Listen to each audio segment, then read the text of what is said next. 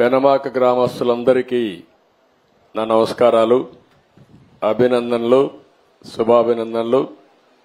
ఉదయం నిద్ర లేస్తానే మీ ఊరికి వచ్చాను. మొదటి తారీఖు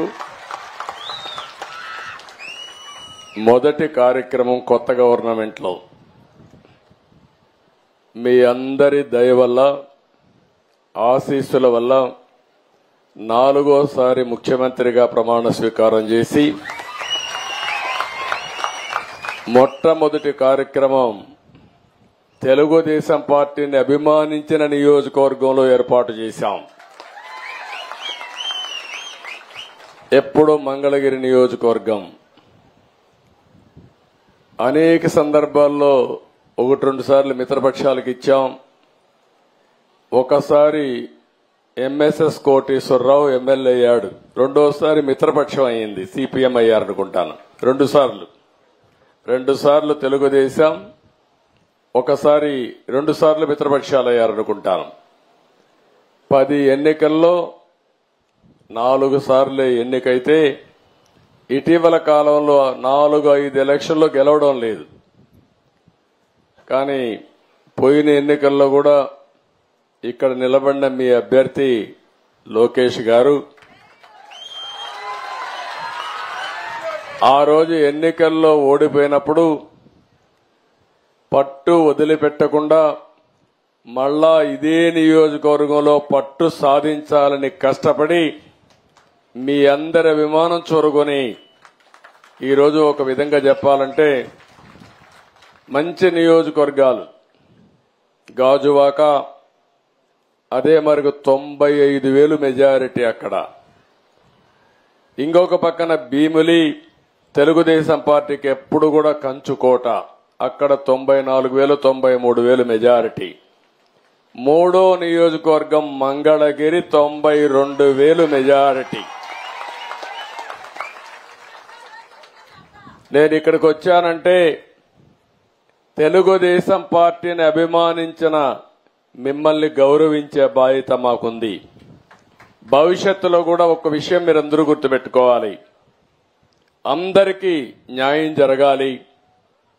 ఆ న్యాయం జరగడానికి తోడ్పాటునిచ్చినటువంటి నియోజకవర్గాలు గాని, గ్రామాలు గాని, వర్గాలు గాని తెలుగుదేశం పార్టీ సేవ చేయాల్సిన అవసరం ఉంది.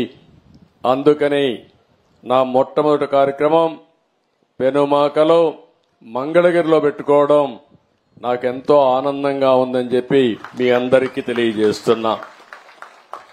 మొన్న జరిగిన ఎన్నికలు ఒక హిస్టారికల్ ఎన్నికలు ఇవి. నేను 10 ఎన్నికలు చూశాను. 10 ఎన్నికల్లో ఎప్పుడూ జరగని విజయం. ఒక అసెంబ్లీ ఎన్నికల్లో 95,000 మెజారిటీ, మంగళగిరి లాంటి నియోజకవర్గంలో 91,000 మెజారిటీ. నేను ఒకప్పుడు 60,000-50,000 వస్తేనే కుప్పంలో బ్రహ్మాండంగా వచ్చిందనుకునే పరిస్థితి నుంచి ఇప్పుడు 90,000-95,000 మెజారిటీలు వచ్చేసే పరిస్థితికి వచ్చాయి. దీనికి అంతటి కారణం ఒక్కసారి మీరు ఆలోచించుకుంటే, రాజకీయ విశ్లేషణ చేస్తే 5 సంవత్సరాలు పరిపాలన ఒక పీడ కళ, రాష్ట్రాన్ని పట్టి పీడించి ఎన్ని ఇబ్బందులు కలిగించాలనో ఈ విధంగా కూర్చొని ఆనందంగా మాట్లాడుకున్న రోజు కూడా లేదు. 5 ఏళ్లు ఉందా ఎప్పుడన్నా అడుగుతున్నా. నిద్ర లేస్తే టెన్షన్, ఎప్పుడు ఎవడొస్తాడో మన ఇంటికి తెలియదు.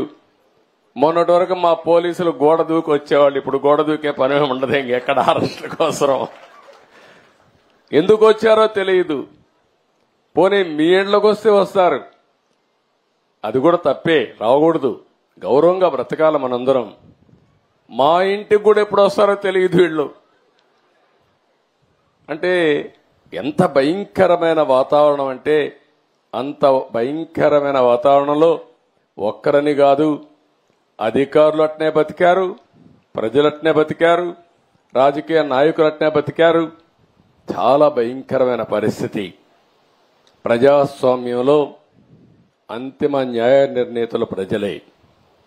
ఇప్పుడు నాకు అర్థం కావడం లేదు, మీరందరూ కూడా ఓట్లు వేశారు, బ్రహ్మాండంగా వేశారు. ఈ రోజు మిరాకిల్ జరిగిపోవాలి, రాత్రికి రాత్రి అని ఆలోచిస్తున్నారు. మీరందరూ అన్నీ అయిపోవాలనుకుంటున్నారు. నేను నిన్న మొన్న పార్టీ ఆఫీస్కి వెళ్ళాను. పార్టీ ఆఫీస్కి వెళ్తే విపరీతంగా ప్రజలు వచ్చేసే పరిస్థితికి వస్తున్నారు. 5 ఏళ్లు అణగదొక్కారు, ఫ్రస్ట్రేషన్లో ఉన్నారు. నిజమైన స్వాతంత్రం వచ్చిందని ప్రతి ఒక్కరూ రోడ్డు మీదకి వచ్చే పరిస్థితికి వచ్చారు. ఆ ఉత్సాహంలో నేను మీటింగ్ పోతే, ఆఫీసుకు పోతే వేల మంది వచ్చేస్తా ఉంటే వాళ్ళని ఎట్లా పరామర్శించాలో నాకే అర్థం కాని పరిస్థితి ఉంది. ఒక పక్క సమస్యలు, ఒక పక్క ఉత్సాహం, రెండూ కలిపిన తర్వాత ఇవన్నీ జరిగే పరిస్థితి వచ్చింది. ఇంకొక పక్క మీరు ఒకసారి ఆలోచిస్తే అప్పులు ఎంతున్నాయో ఇంకా నాకే తెలియదు.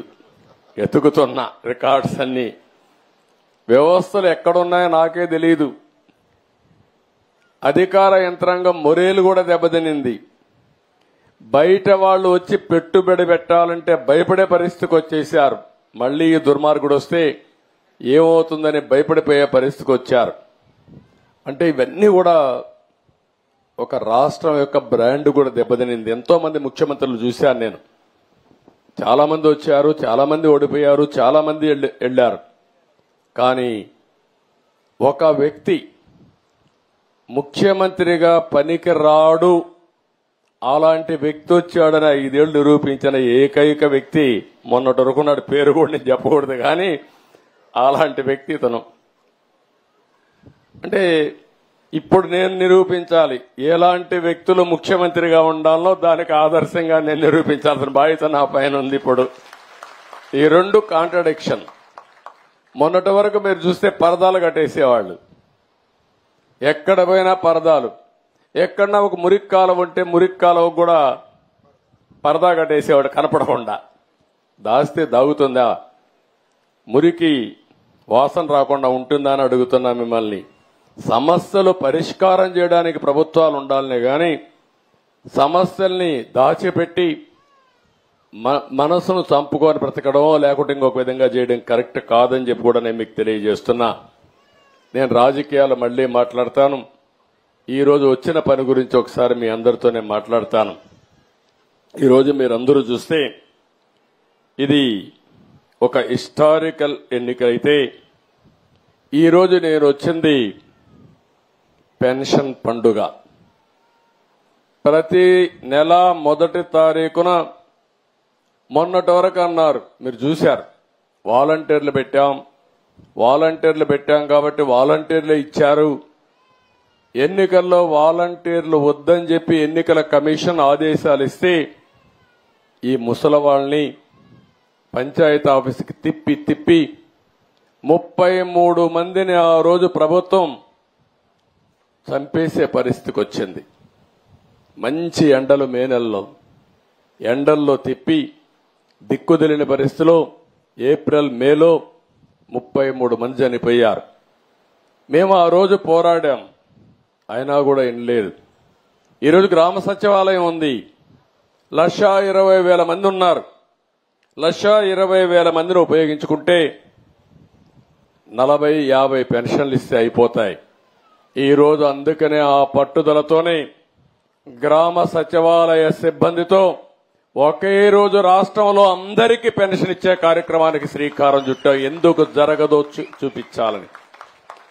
అంటే ఒక మోసం చేసినప్పుడు ఏదైనా సరే ప్రజాహితం కోసం పనిచేయాలి తప్ప చేసిందే రైట్ అని నిరూపించడానికి లేకుంటే వేరే ప్రత్యామ్నాయం లేదని చెప్పడానికి ఆ రోజు మీ అందరినీ కూడా చేసే పరిస్థితికి వచ్చారు. దగా, మోసం, మాట్లాడితే అబద్దాలు. నిన్న కూడా మీరు చూస్తూ ఉంటారు, అనునిత్యం 5 ఏళ్లు అబద్దాలతో బతికారు. ఇప్పుడు కూడా అబద్దాలతో బతకాలనుకుంటున్నారు. నా దగ్గర అది వీళ్ళ కాదు.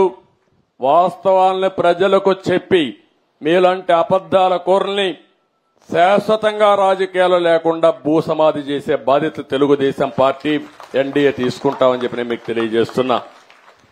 ఈ సందర్భంగా ఒక మాట కూడా చెప్పాలి.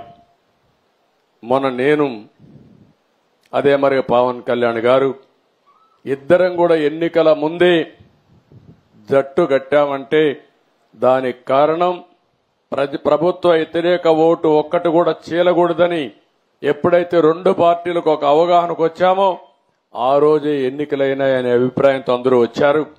ఆ తర్వాత బీజేపీతో కలిశాం. 3 పార్టీల కలయిక కూడా మీరు గుర్తుపెట్టుకోవాల్సింది, ఈ రాష్ట్ర ప్రయోజనాలు ఆశించి ఇప్పుడుండే ప్రస్తుత పరిస్థితిలో ప్రజలు గెలవాలి, రాష్ట్రం నిలదొక్కుకోవాలన్న ఆలోచనతోనే చేశాం. నేను చేసింది, మేము చేసింది సరైన నిర్ణయమని కులాలకు, మతాలకు, ప్రాంతాలకు అతీతంగా బ్రహ్మాండంగా గెలిపించారు. నా చరిత్రలో ఎన్నో ఎన్నికలు చూశాను కానీ 11 సీట్లతో గెలిచింది వైఎస్ఆర్ కాంగ్రెస్ పార్టీ. చూస్తే ఇది ఒక చరిత్ర. ఎప్పుడు కూడా ఇన్ని తక్కువ సీట్లు ఎవరికీ రాలేదు. అంటే ప్రజల నిర్ణయం అది. దాన్ని మేము ఇంకొకటి కూడా చెప్తున్నాను, మేము ఎప్పటికి కూడా ఇక్కడుండే మా నాయకులు, మొత్తం రాష్ట్రంలో ఉండే నాయకులు ఎప్పుడు మీకు సేవకులుగా ఉంటాం తప్ప పెత్తందారులుగా ఉండమని మరొక్కసారి మీ అందరికీ హామీ ఇస్తున్నా. ఎక్కడ పోయినా సింపుల్ గా ఉండడం, ఇదే మరిగా రచ్చబండ మీద కూర్చోవడం, మీ సమస్యలు వినడం, పరిష్కారం చేయడం, ఇది మాకిచ్చింది ఒక బాధ్యత, అంతేగాని ఇది ఒక అధికారం కాదు. ఆ విషయం కూడా మీ అందరికీ గుర్తు చేస్తున్నాను. ఇప్పుడు సబ్జెక్టుకు వస్తే, మొట్టమొదటిసారిగా పెన్షన్ ఇచ్చింది, ప్రారంభించింది నందమూరి తారక రామారావు గారు. ఆ రోజు ఆయన ఇచ్చింది 35 రూపాయలు. అప్పట్లో 35 రూపాయలు ఒక కుటుంబానికి పెద్ద వెసులుబాటు. అక్కడి నుంచి మేము తర్వాత నేను వస్తానే 94-95లో 75 రూపాయలు చేశాను. ఆ తర్వాత 2014 వరకు ఆ 75 రూపాయలు 200 రూపాయలు అయింది. నేను వచ్చిన వెంటనే 200 రూపాయల్ని 1000 రూపాయలు చేశాను. మళ్లీ 200 రూపాయల్ని 2000 చేశాను. తద్వారా 2000 రూపాయలు చేయడమే కాకుండా ఇప్పుడు 3000 రూపాయలు ఉండే పింఛన్ని 4000 రూపాయలు చేశాను. అంటే మీరు గుర్తుపెట్టుకోవాల్సింది, మొత్తం 2875 రూపాయలు తెలుగుదేశం పార్టీ పెంచింది. అందులో మీరు నన్ను గౌరవించారు, ఆదరించారు. 2070 దగ్గర 75 రూపాయలు తీసేసి 2875 రూపాయలు 75 రూపాయలు తీసేస్తే 2800 రూపాయలు దగ్గర 35 రూపాయలు తీసేయాలి. 2840 రూపాయలు నేను ఇచ్చాను. అంటే ఈ పేదవాళ్లకు మీకు వచ్చే పింఛను నేను పింఛనే అని చెప్పడానికి నేను గర్వపడుతున్నానని చెప్పి కూడా నేను మీకు తెలియజేస్తున్నా. ఇంకొక పక్కన మీరు ఒక్కసారి ఆలోచిస్తే, ఈరోజు మనం ఇచ్చే పింఛన్లు ఒక చరిత్ర, మామూలు కూడా కాదు. ఈరోజు మీరందరూ ఈ విషయం మీరు గుర్తుపెట్టుకోవాల్సిన అవసరం ఉంది. ఇప్పుడు మీ ఊరుంది, మీ ఊరు పెనుబాకలో 2595 మంది రకరకాల పింఛన్లు తీసుకుంటున్నారు. వీళ్ళందరికీ ఒక్కరోజు పింఛను 1,06,00,000 రూపాయలు ఈ ఊర్లో ఇస్తున్నాం. ఒక గ్రామంలో కోటి రూపాయల 6 లక్షల రూపాయలు ఇస్తున్నాం. జూలై నెలలో మాత్రం, ఎందుకంటే బకాయిలు కూడా ఇచ్చాం కాబట్టి, 1,20,00,000 రూపాయలు ఈ గ్రామంలో ఈ రోజు డిస్ట్రిబ్యూట్ చేస్తున్నాం. ఒక్క రోజులో ఒక్క గ్రామంలో 1,20,00,000 రూపాయలు. ఇంకొక పక్కన గుంటూరు జిల్లా మొత్తం వివిధ రకాల పింఛన్లు 2,61,588 ఇస్తున్నాం. ఒక్క గుంటూరు జిల్లాలో పెన్షన్ల వరకు నెల ఖర్చు 81 కోట్లు. మొత్తం ఈ నెలలో చూస్తే జూలైలో 111 కోట్ల రూపాయలు ఒక్క గుంటూరు జిల్లాలో పేదవాళ్లకు పింఛన్లు ఇచ్చిన ఏకైక ప్రభుత్వం ఎన్డీఏ ప్రభుత్వం. ఒకే నెల రాష్ట్రం మొత్తం రకరకాల పింఛన్లు 28 రకాల పింఛన్లున్నాయి. ఈ పింఛన్లు 65,31,000 మందికి పింఛన్లు ఇస్తున్నాం. 9 మందికో 8 మందికో ఒకరికి చొప్పున ఈరోజు రాష్ట్రంలో పింఛన్లు ఇచ్చే పరిస్థితికి వచ్చాం.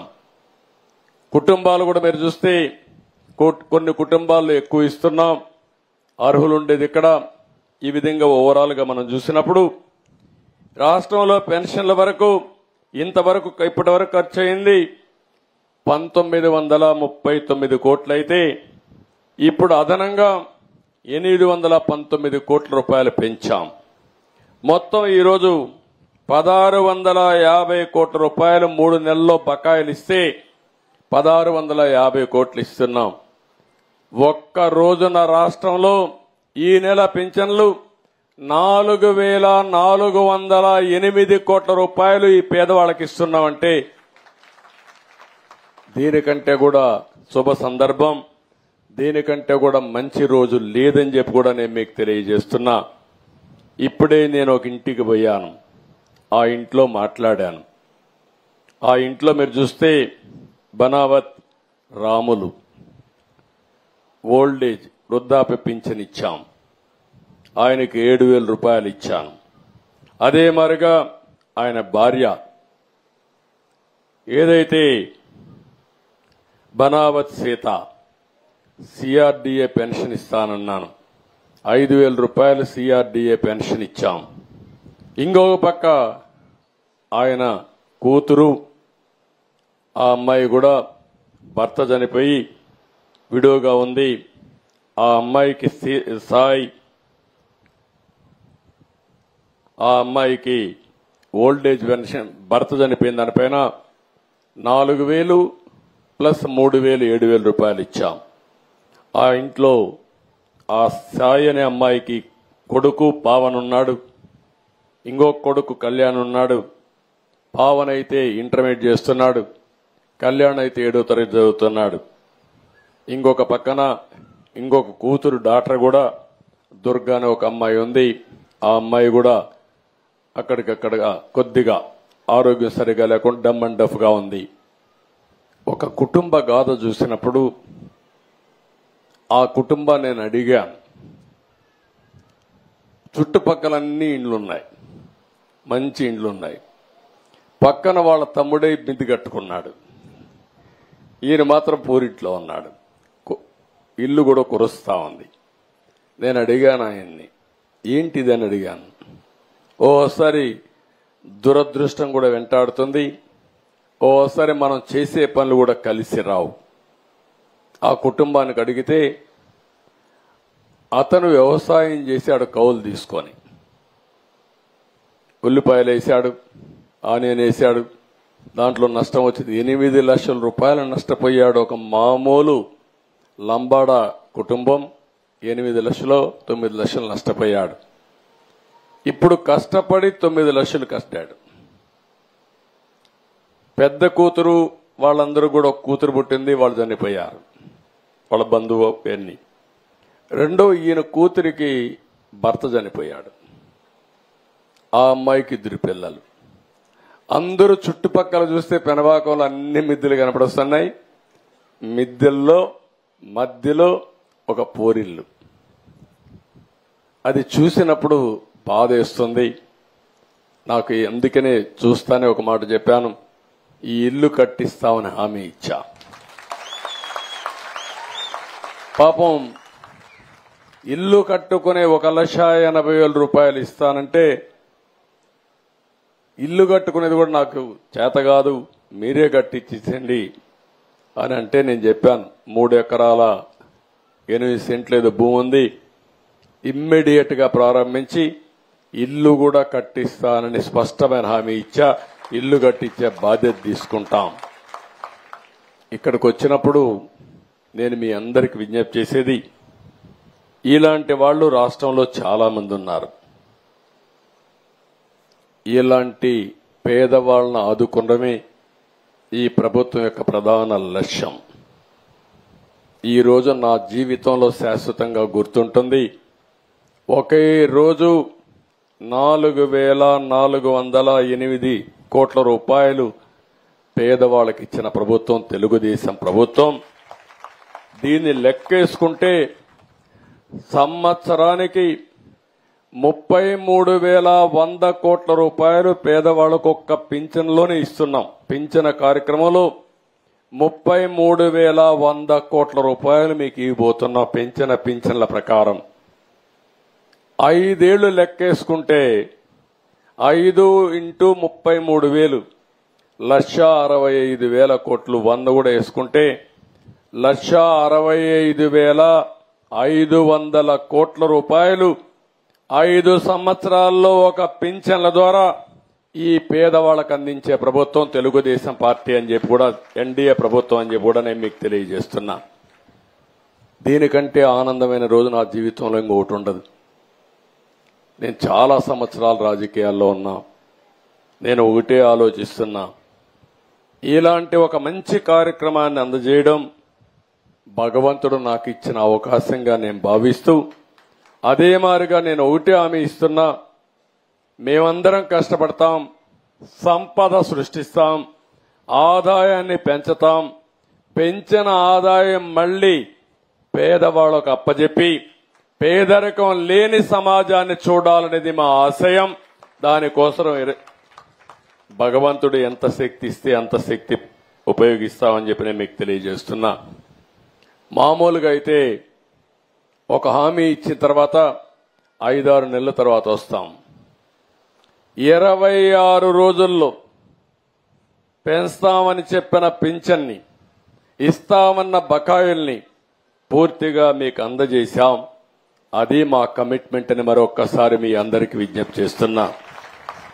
ఈరోజు దీనికి డీటెయిల్స్ పోతే ఒక్కసారి మీరు చూస్తే దగ్గర దివ్యాంగులున్నారు. 3,000 రూపాయలు పింఛన్ వస్తుంది. అప్పుడు పెంచింది 3,000 పెంచితే అక్కడే పెట్టి వదిలిపెట్టారు. అందుకనే ఈరోజు దివ్యాంగులకి 6,000 రూపాయలు పింఛన్ పెంచామంటే 3,000 నుంచి ఒకేసారి 6,000 రూపాయలు చేసిన పార్టీ ప్రభుత్వం ఈరోజు ఎన్డీఏ ప్రభుత్వం. ఇంకొక పక్కన కొంతమంది జీవితాలు చూస్తున్నాం, పూర్తిగా మంచానికి పరిమితం అయిపోయి ఉంటారు. వాళ్ళకి అనేక సమస్యలు, ఒక యాక్సిడెంట్ లో ఇదైతే ఇంకా వాళ్ళకు ఒక ఇంట్లో ఒక మనుషులు సేవ చేయాలి. అలాంటి వాళ్ళు చాలా మంది ఉన్నారు. వాళ్ళ కోసం 5,000 రూపాయల పింఛన్ ఇస్తా ఉంటే కాదు, అలాంటి వ్యక్తులకు 15,000 రూపాయల పింఛన్ ఇవ్వాలని, ఉద్యోగం చేస్తే ఎంత ఇస్తామో అంత ఇచ్చామని చెప్పి కూడా నేను తెలియజేస్తున్నా. 15,000 ఇచ్చాం. కొంతమంది కిడ్నీ, హార్ట్ లేకపోతే లివర్ ట్రాన్స్ప్లాంటేషన్ చేస్తారు. ఇంకొక పక్క తలసేమియా ఇలాంటి వ్యాధులు వచ్చి ఎప్పటికప్పుడు ఈ యొక్క బ్లడ్ కూడా తీసుకొని ఎప్పటికప్పుడు ట్రాన్స్మిషన్ చేసుకోవాలి. అలాంటి వాళ్ళకి ఇంతవరకు 5,000 వచ్చేది. ఈ రోజు 5,000 రూపాయల నుంచి 10,000 రూపాయలు చేశామని చెప్పి నేను మీకు తెలియజేస్తున్నా. అవసరాన్ని బట్టి ప్రతి ఒక్కరిని కూడా ఏ విధంగా ఆదుకోవాలని ఆదుకుంటున్నాం. నేను ఒకే ఒక విషయం మీకు చెప్తున్నాను, ఇది మొదటి అడుగు మాత్రం. సంక్షేమం అంటే ఈరోజు మనం గుర్తుపెట్టుకోవాల్సింది ఏదో డబ్బులు ఇచ్చేయడమో లేకుంటే ఇచ్చామని గొప్పలు చెప్పుకోవడం కాదు. ప్రజల జీవితాల్లో వెలుగు తేవాలి, మీకు వెసులుబాటు తీసుకురావాల్సిన అవసరం ఉంది. మీ జీవన ప్రమాణాలు పెంచడం, అందులోనే మొదటి అడుగు మేము వేయడం జరిగింది. నేను ఒకటే కమిట్మెంట్ ఇస్తున్నా, ప్రజలే దేవాలయం, సమాజమే దేవాలయం, ప్రజలే దేవుళ్ళని చెప్పిన మొట్టమొదటి వ్యక్తి నందమూరి తారక రామారావు గారు. ఆ స్ఫూర్తితో పనిచేసే ప్రభుత్వం మా ప్రభుత్వం. అందుకే ఈరోజు హామీ ఇస్తున్నా, పేదవాళ్లపైన శ్రద్ధ పెడతాం, అనునిత్యం ఆలోచిస్తాం, వినూత్నంగా ఆలోచిస్తాం. పేదరికం లేని సమాజాన్ని, ఆర్థిక అసమానతలు తగ్గించే వ్యవస్థకు రూపకల్పన చేయడమే నా ఆలోచన. ఇది చేసి మా నిజాయితీ నిరూపించుకుంటామని చెప్పి మరొక్కసారి మీ అందరికీ హామీ ఇస్తున్నా. ఈరోజు ఇంకొక పక్క ప్రభుత్వం దివాలా తీసింది. ఎంతుందో అప్పు నాకైతే తెలియదు, మా ఆఫీసర్లు కూడా తెలియడం లేదు. ఇంకా అన్ని ఎతుకుతున్నాం. మొన్నే ఒక వైట్ పేపర్ ఇచ్చాం. పోలవరం వచ్చుంటే ఈరోజు మీకు నీళ్లు వస్తున్నాయంటే ప్రకాశం బ్యారేజ్కి ఆ రోజు కట్టిన పట్టిసీమ. అంతేకాకుండా పోలవరం గాని పూర్తయి ఉంటే ఈరోజు మీరు ఒకసారి రాష్ట్రంలో ప్రతి ఎకరాకు నీళ్లు ఇచ్చేవాళ్ళం, సంపద సృష్టించేవాళ్ళం. మీరందరూ అమరావతిలో ఉన్నారు. అమరావతి కూడా ఏమైందో మీరు ఒక్కసారి ఆలోచించండి. ఈరోజు ఇక్కడ నేను మాట్లాడిన ఈ లంబాడా కుటుంబం అమరావతి గాని పూర్తయి ఉంటే ఈ పాటికి కనీసం ప్రతిరోజు ఒక 1000 రూపాయలు సంపాదించుకునే అవకాశం వచ్చేది. అలాంటి అవకాశాన్ని పూర్తిగా నిర్వీర్యం చేసే పరిస్థితికి వచ్చారు. అందుకే మొత్తం తవ్వుతున్న కొద్దీ నాటి తప్పులు అప్పులే బయటపడుతున్నాయి. అయినా సరే ఇలాంటి కార్యక్రమానికి శ్రీకారం చుట్టాలనే ఉద్దేశంతో మేము ఈ కార్యక్రమానికి శ్రీకారం చుట్టాం.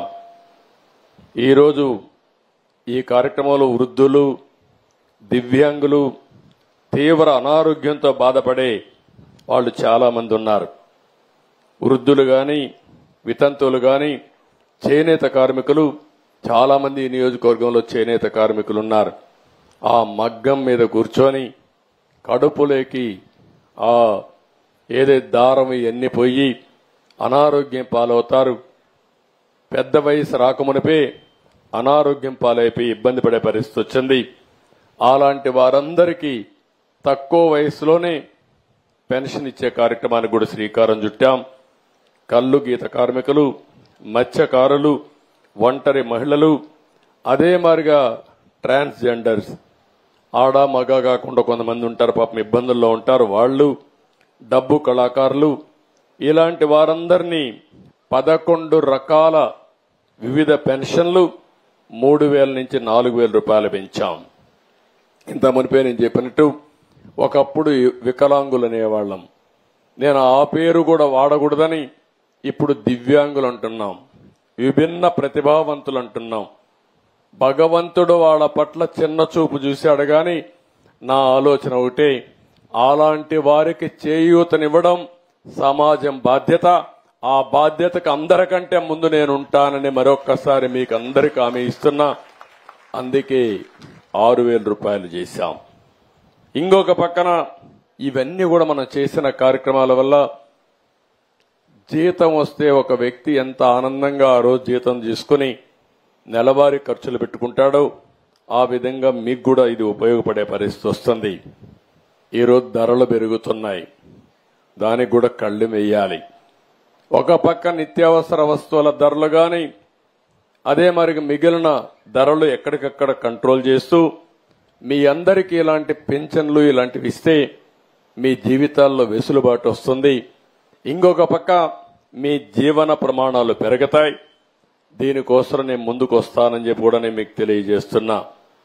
ఈరోజు మీరు ఒక్కసారి చూస్తే 4000 వచ్చేవారు 12 నెలలు లెక్కేస్తే 48,000. అదే మరిగా 6000 వచ్చేవాళ్ళు 12 నెలలు లెక్కేస్తే 72,000. మీకు ఎకరా మాగాని ఉంటే దానికి ఇచ్చే కౌలు 15,000. అదే గాని మెట్టుంటే దానికి ఇచ్చే కౌలు 5,000, 10,000.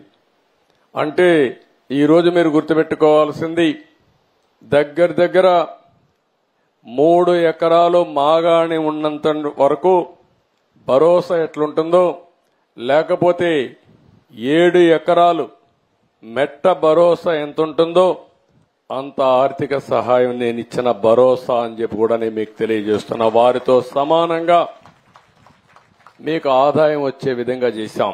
చాలాసార్లు బాధపడతాం, కనీసం 1 ఎకరా భూమి ఉంటే ఏదో ఒకటి చేసుకొని బతికిపోతామని. ఇంకొక పక్కన ఎవరన్నా ఒక యాక్సిడెంట్ అయ్యి మంచానికే పరిమితం అయిపోతే, అనారోగ్యం వచ్చి మంచానికే పరిమితం చాలా మందిని చూశాను. ఇంట్లో వాళ్ళకి సపరీలు చేయాలి, భోజనం పెట్టాలి, స్నానం చేయించాలి, పక్కకు తీసుకెళ్ళాలి, బాత్రూమ్ తీసుకుపోవాలంటే తీసుకెళ్ళాలి. అంటే వాళ్ళు చేసేది కూలి పని. మళ్ళీ ఇంట్లో ఒక కుటుంబ సభ్యుడి మారిగా అయిపోతే ఎట్లా వాళ్ళని ఆదుకోవాలనో తెలియక అనునిత్యం బాధపడుతున్నారు. ఆ బాధలు గుర్తుపెట్టుకుని 5,000 నుంచి 15,000 రూపాయలు చేశాం. అది ఈ ప్రభుత్వం యొక్క మానవత్వం అని చెప్పి కూడా నేను మీకు తెలియజేస్తున్నా. దీంతో మీరందరూ గుర్తుపెట్టుకోవాలి. నేను అడిగాను, ఒక ముసలమ్మని వస్తా ఉంటే, ఏమమ్మా నువ్వు పింఛన్ వస్తుందా అన్నా. వస్తా ఉంది సార్ అన్నది. ఏంటమ్మా ఎవరున్నారు మీ ఇంట్లో అన్న. మా కోడలు వీళ్ళందరూ ఉన్నారని. సరిగా చూసుకుంటున్నారని అడిగా. బాగా చూసుకుంటున్నారు సార్, పూటకు భోజనం పెడతారు, ఏదైనా బాగాలేకపోతే హాస్పిటల్ తీసుకుపోతున్నారు, బాగా చూస్తున్నారని చెప్పింది. నేను ఎప్పుడో మీకు ఒకసారి హామీ ఇచ్చా, ప్రతి ఒక్క కుటుంబానికి పెద్ద కొడుకుగా ఉంటా, కుటుంబ పెద్దగా ఉంటా, మీ బాధ్యత తీసుకుంటానని ఆ రోజు చెప్పాను. ఈ డబ్బుల వల్ల ఈ వృద్ధులు వికలాంగుల యొక్క ఒక గౌరవం పెరిగింది. ఒకప్పుడు మీరు చూస్తే, మీరందరూ ఆలోచిస్తే, ఒకప్పుడు ఈ ముసలాళ్ళు ఉంటే మేమే కష్టాల్లో ఉన్నాం, వీళ్ళని భరించేది మేమెక్కడ భరిస్తాం అనుకునేవారు. ఇప్పుడు ఆ ముసలి వాళ్ళని చూస్తే వీళ్ళు 4 రోజులు బతికితే బానే ఉంటుంది, మాకు భారం కాదని ఆలోచించే పరిస్థితికి వచ్చారు. అవునా కాదా అని మిమ్మల్ని అడుగుతున్నా. ఎవరికైనా కష్టాలుంటాయి, పేదరికం మహాశాపం. అలాంటప్పుడు బాధలున్నప్పుడు మనం బతకాలి, పిల్లల్ని పోషించాలి, మళ్ళా వీళ్ళు చూసుకోవాలంటే భారంగా ఉండే పరిస్థితిలో నాకెంతో సంతోషం. ఇప్పుడిచ్చే 4000 పెన్షన్లో దగ్గర 2800 రూపాయలు నేనే ఇచ్చానంటే దానికంటే నా జీవితంలో ఇంకోటి నేను ఆశించను. అంత మంచి కార్యక్రమానికి శ్రీకారం చుట్టాను. భగవంతుడు నాకు ఈ అవకాశం ఇచ్చాడని చెప్పి కూడా నేను మీకు తెలియజేస్తున్నా. అందుకని ఈరోజు మీ అందరిని ఒకటే కోరుతున్నా, ఈరోజు మీరు చూస్తే ఇలాంటి కార్యక్రమం ఒకే రోజు 1,20,097 మంది సచివాలయం సిబ్బంది వచ్చారు. అక్కడక్కడ వాలంటీర్ సహకారం ఉంటే తీసుకోమని చెప్పాం. నేను ఆ రోజు ఎన్నికల ముందు ఒక మాట చెప్పాను చీఫ్ సెక్రటరీకి, ఎక్కడెక్కడున్నారో మాకు తెలియదన్నారు. మీకు తెలియడం ఏంటో గూగుల్ అంకుల్ అడిగి చెప్తుంది, ఎవరిల్లు ఎక్కడుందో నేరుగా ఇంటికి వెళ్ళిపోవచ్చు, ఫోన్ తీసుకోనని చెప్పాను. అంటే టెక్నాలజీ బాగుండే రోజుల్లో ఎవరు ఎక్కడుంటారో నేరుగా కారులో కూడా ఎక్కితే నేరుగా జియో ట్యాగింగ్ పెట్టేస్తే నేరుగా ఏ ఇంటికి పోవాలనో ఆ ఇంటికి వెళ్లి కారే ఆగుతుంది. ఫోన్లో పెట్టుకుంటే ఏ ఇంటికి పోవాలనో ఆ ఇంటికి పోయి నిలబడే పరిస్థితి వస్తుంది. ఆ రోజు అలాంటి రోజుల్లోనే కావాలని చెప్పి ఇష్ట ప్రకారం చేశారు.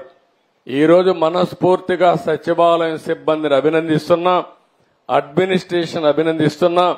ఆ రోజు మా వల్ల చేత కాదని చెప్పిన అడ్మినిస్ట్రేషన్ ద్వారానే మేము చేయగలుగుతామని చేసి చూపిస్తున్నామని చెప్పి కూడా నేను మీకు తెలియజేస్తున్నా. ఆ రోజే నేను ఒక మాట అన్నాను, నీకు చేత కాకపోతే ఇంటికి పోండి, నాకు అధికారం ఇవ్వండి, చేసి చూపిస్తానన్నా. ఆ అధికారం ప్రజలిచ్చారు, చేసి చూపించానని చెప్పి మరొక్కసారి మీ అందరికీ తెలియజేసుకుంటున్నా. ఒకే రోజు 5 సంతకాలు పెట్టాను. ఒకటి డిఎస్సి, ఇక్కడ కూడా యూత్ ఉన్నారు, ఎన్నో సంవత్సరాలుగా ఉద్యోగాలు ఇవ్వలేదు. అలాంటి దగ్గర 16,500 ఉద్యోగాలు ఒకేసారి సంతకం పెట్టి వీలైనంత తొందరలో టీచర్లను రిక్రూట్ చేసే బాధ్యత ఈ ప్రభుత్వం తీసుకుంటామని చెప్పి కూడా నేను మీకు తెలియజేస్తున్నా. అదే సమయంలో 3వ సంతకం మీ భూములు కొట్టేసే ల్యాండ్ టైటిలింగ్ యాక్ట్. అది వచ్చుంటే ఏమయ్యేదో నాకు తెలిసేది కాదు. ఆ రోజు చెప్పాను, మీ భూమి వేరే వాళ్ళు రాసుకునేవాళ్ళు, మీది ఉండేది కాదు, తెల్లవారితే బాధపడుతూ కూర్చోవాలి. ఈ కబ్జాదారులంతా వచ్చి ఎవడు రాసుకున్నా మీరేమి చేయలేని పరిస్థితి ఉండేది. దాన్ని కూడా రద్దు చేయడం కోసం మొన్నే 2వ సంతకం పెట్టాను, కేబినెట్ డెసిషన్ కూడా అయిపోయింది. 3వ సంతకం అన్నా క్యాంటీన్. తప్పకుండా అమరావతిలో కూడా ఈ ప్రాంతంలో అన్నా క్యాంటీన్లు వస్తాయి. తద్వారా మళ్లీ పూర్వ రోజులు 5 రూపాయలకే అన్నా క్యాంటీన్కి పోయి కడుపు నిండా భోజనం చేసే పరిస్థితి వస్తుందని చెప్పి కూడా నేను మీకు తెలియజేస్తున్నా. అన్నా క్యాంటీన్ ఈ రోజు చూస్తే ఒక పవిత్రమైన కార్యక్రమం. ఎన్టీ రామారావు గారు మొట్టమొదటి రోజుల్లో తిరుమల తిరుపతి దేవస్థానంలో అన్నా క్యాంటీన్ ప్రారంభించాడు. అంటే ఫ్రీ మీల్ టీటీడీలో స్టార్ట్ చేశాడు. ఆ రోజు ఆయన ఒక మంచి ఇంటెన్షన్తో స్టార్ట్ చేశాడు. దానిపైన దాతలను ఇన్వైట్ చేశాం. ఈ రోజు దగ్గర దగ్గర 1200-1300 కోట్ల రూపాయల కార్పస్ ఉంది. ఎవరైనా సరే వాళ్ళ పిల్లల పుట్టినరోజును కానీ ఒక మంచి అకేషన్లో అన్నదానం చేయాలంటే రోజంతా చేయాలన్నా ఒకరోజు చేయాలన్నా చారిటీ కింద డబ్బులు ఇచ్చే పరిస్థితికి వచ్చారు. వాళ్ళ ఇప్పుడు చూస్తే ఎన్టీ రామారావు గారు పెట్టిన ప్రోగ్రాంలో మా మనోడు దేవాంశ్ ఒక్కరోజు 35 లక్షల రూపాయలు డొనేట్ చేసే పరిస్థితికి వచ్చాడంటే ఇది ఒక చరిత్ర, ఒక జ్ఞాపకం. ఆ మంచి కార్యక్రమం ఆ రోజు ఆయన ప్రారంభించాడు కాబట్టి ఈ రోజు మేము అక్కడ ఒకరోజు భోజనం పెట్టే పరిస్థితికి వచ్చాం. ఈ రోజు నేను అందుకే పెట్టాను, ఈ అన్నా క్యాంటీన్ పెట్టినప్పుడు రాష్ట్రం మొత్తం ఒకరోజు కావాలని డొనేట్ చేసే విధంగా డబ్బులుండేవాళ్లు డొనేట్ చేయొచ్చు. ఒక క్యాంటీన్కి ఇవ్వచ్చు, ఒక జిల్లాకి ఇవ్వచ్చు, అవసరమైతే మైక్లో మీరు చెప్పచ్చు, లేకపోతే మీరే పోయి సేవ చేయొచ్చు, వడ్డించచ్చు, వాళ్ళతో కలిసి పేదవాళ్లతో కలిసి భోంచేయచ్చు. అలాంటి ఒక మహత్తరమైన కార్యక్రమాన్ని విఘాతం కలిగించే విధంగా వచ్చిన వెంటనే ఉండే అన్నా క్యాంటీన్లన్నీ మూసేసే పరిస్థితికి వచ్చాడు. అందుకే ఒకే రోజున 183 అన్నా క్యాంటీన్లు ఓపెన్ చేయడానికి ప్రభుత్వం నిర్ణయం చేశాం. తొందరలోనే ప్రారంభిస్తామని చెప్పి కూడా నేను మీకు తెలియజేస్తున్నా. ఇంకొక పక్క స్కిల్ డెవలప్మెంట్, పిల్లలందరూ ఉద్యోగాలు చేయాలంటే ఈరోజు ఉద్యోగాలు ఉన్నాయి, ఉద్యోగాలకు అవసరమైన అర్హులు లేరు. ఈ రెండు మిస్ మ్యాచ్ ఉన్నాయి. ఇంకొక పక్క మీరందరూ ఊర్లో వాళ్ళు ఉన్నారు, మీరు పనిచేస్తున్నారు, కష్టపడి పనిచేస్తున్నారు. కష్టపడి పనిచేయడం కంటే సాంకేతిక పరిజ్ఞానంతో పనిచేస్తే పేదవాళ్లు కూడా ఎక్కువ డబ్బులు సంపాదించుకునే అవకాశం వస్తుంది. అందుకనే స్కిల్ డెవలప్మెంట్ కింద ఫోకస్ చేశాం. నైపుణ్య కేంద్రాలు పెడతాం, ఎవరెవరికి ఏం నేర్పించాలో నేర్పిస్తాం. తద్వారా మీ ఆదాయం పెంచడానికి కూడా ముందుకు పోతామని చెప్పి కూడా నేను మీకు తెలియజేస్తున్నా. ఈ 5 నిర్ణయాలు ఒకే రోజు చేశాం. మళ్లీ మీ అందరికి హామీ ఇస్తున్నా, మీరందరూ కూడా 65 లక్షల మంది పింఛన్లు తీసుకున్న మొదటి రోజున ప్రభుత్వాన్ని ఆశీర్వదించండి, మమ్మల్ని కూడా ఆశీర్వదించండి. ఎందుకంటే ఈ ప్రభుత్వానికి ఇంకా ఎక్కువ శక్తి వస్తే ఇంకా ఎక్కువ సంపాదించి తిరిగి మీకు ఇచ్చే అవకాశం వస్తుంది. దానికోసం మీరందరూ ఎప్పటికప్పుడు భగవంతుడికి ధన్యవాదాలు తెలియజేస్తూ ప్రభుత్వాన్ని ఆశీర్వదించే కార్యక్రమం మీరు చేయండి. అది చేస్తే అది ఒక బలం. ఒకవేళ హిందువులైతే హిందూ దేవుళ్ళు కొలవండి, ముస్లింలైతే అల్లాను ప్రార్థించండి, క్రిస్టియన్స్ అయితే యేసు ప్రభువును ప్రార్థించండి. ఒక్క విషయం మీరు గుర్తుపెట్టుకోవాల్సిన అవసరం ఉంది. దేవుడు మనకందరికీ ధైర్యాన్ని, మనకు కావలసిన ఆలోచనలు ఇస్తాడు. ప్రభుత్వం అనేది మంచి ప్రభుత్వం ఉంటే మీ అందరికి అండగా ఉంటుంది, మీ అందరికీ వెసులుబాటు వచ్చే పరిస్థితి వస్తుంది.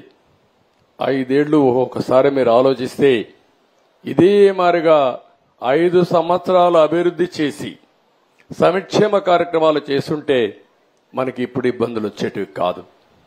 అందుకే నేను ఒకటే చెప్తున్నా, ఈ ప్రభుత్వం ప్రజా ప్రభుత్వం, ప్రజల ప్రభుత్వం. నిరంతరం మీకోసం పనిచేస్తాం. ఇది మొదటి చర్య, ఒక హిస్టారికల్ చర్య.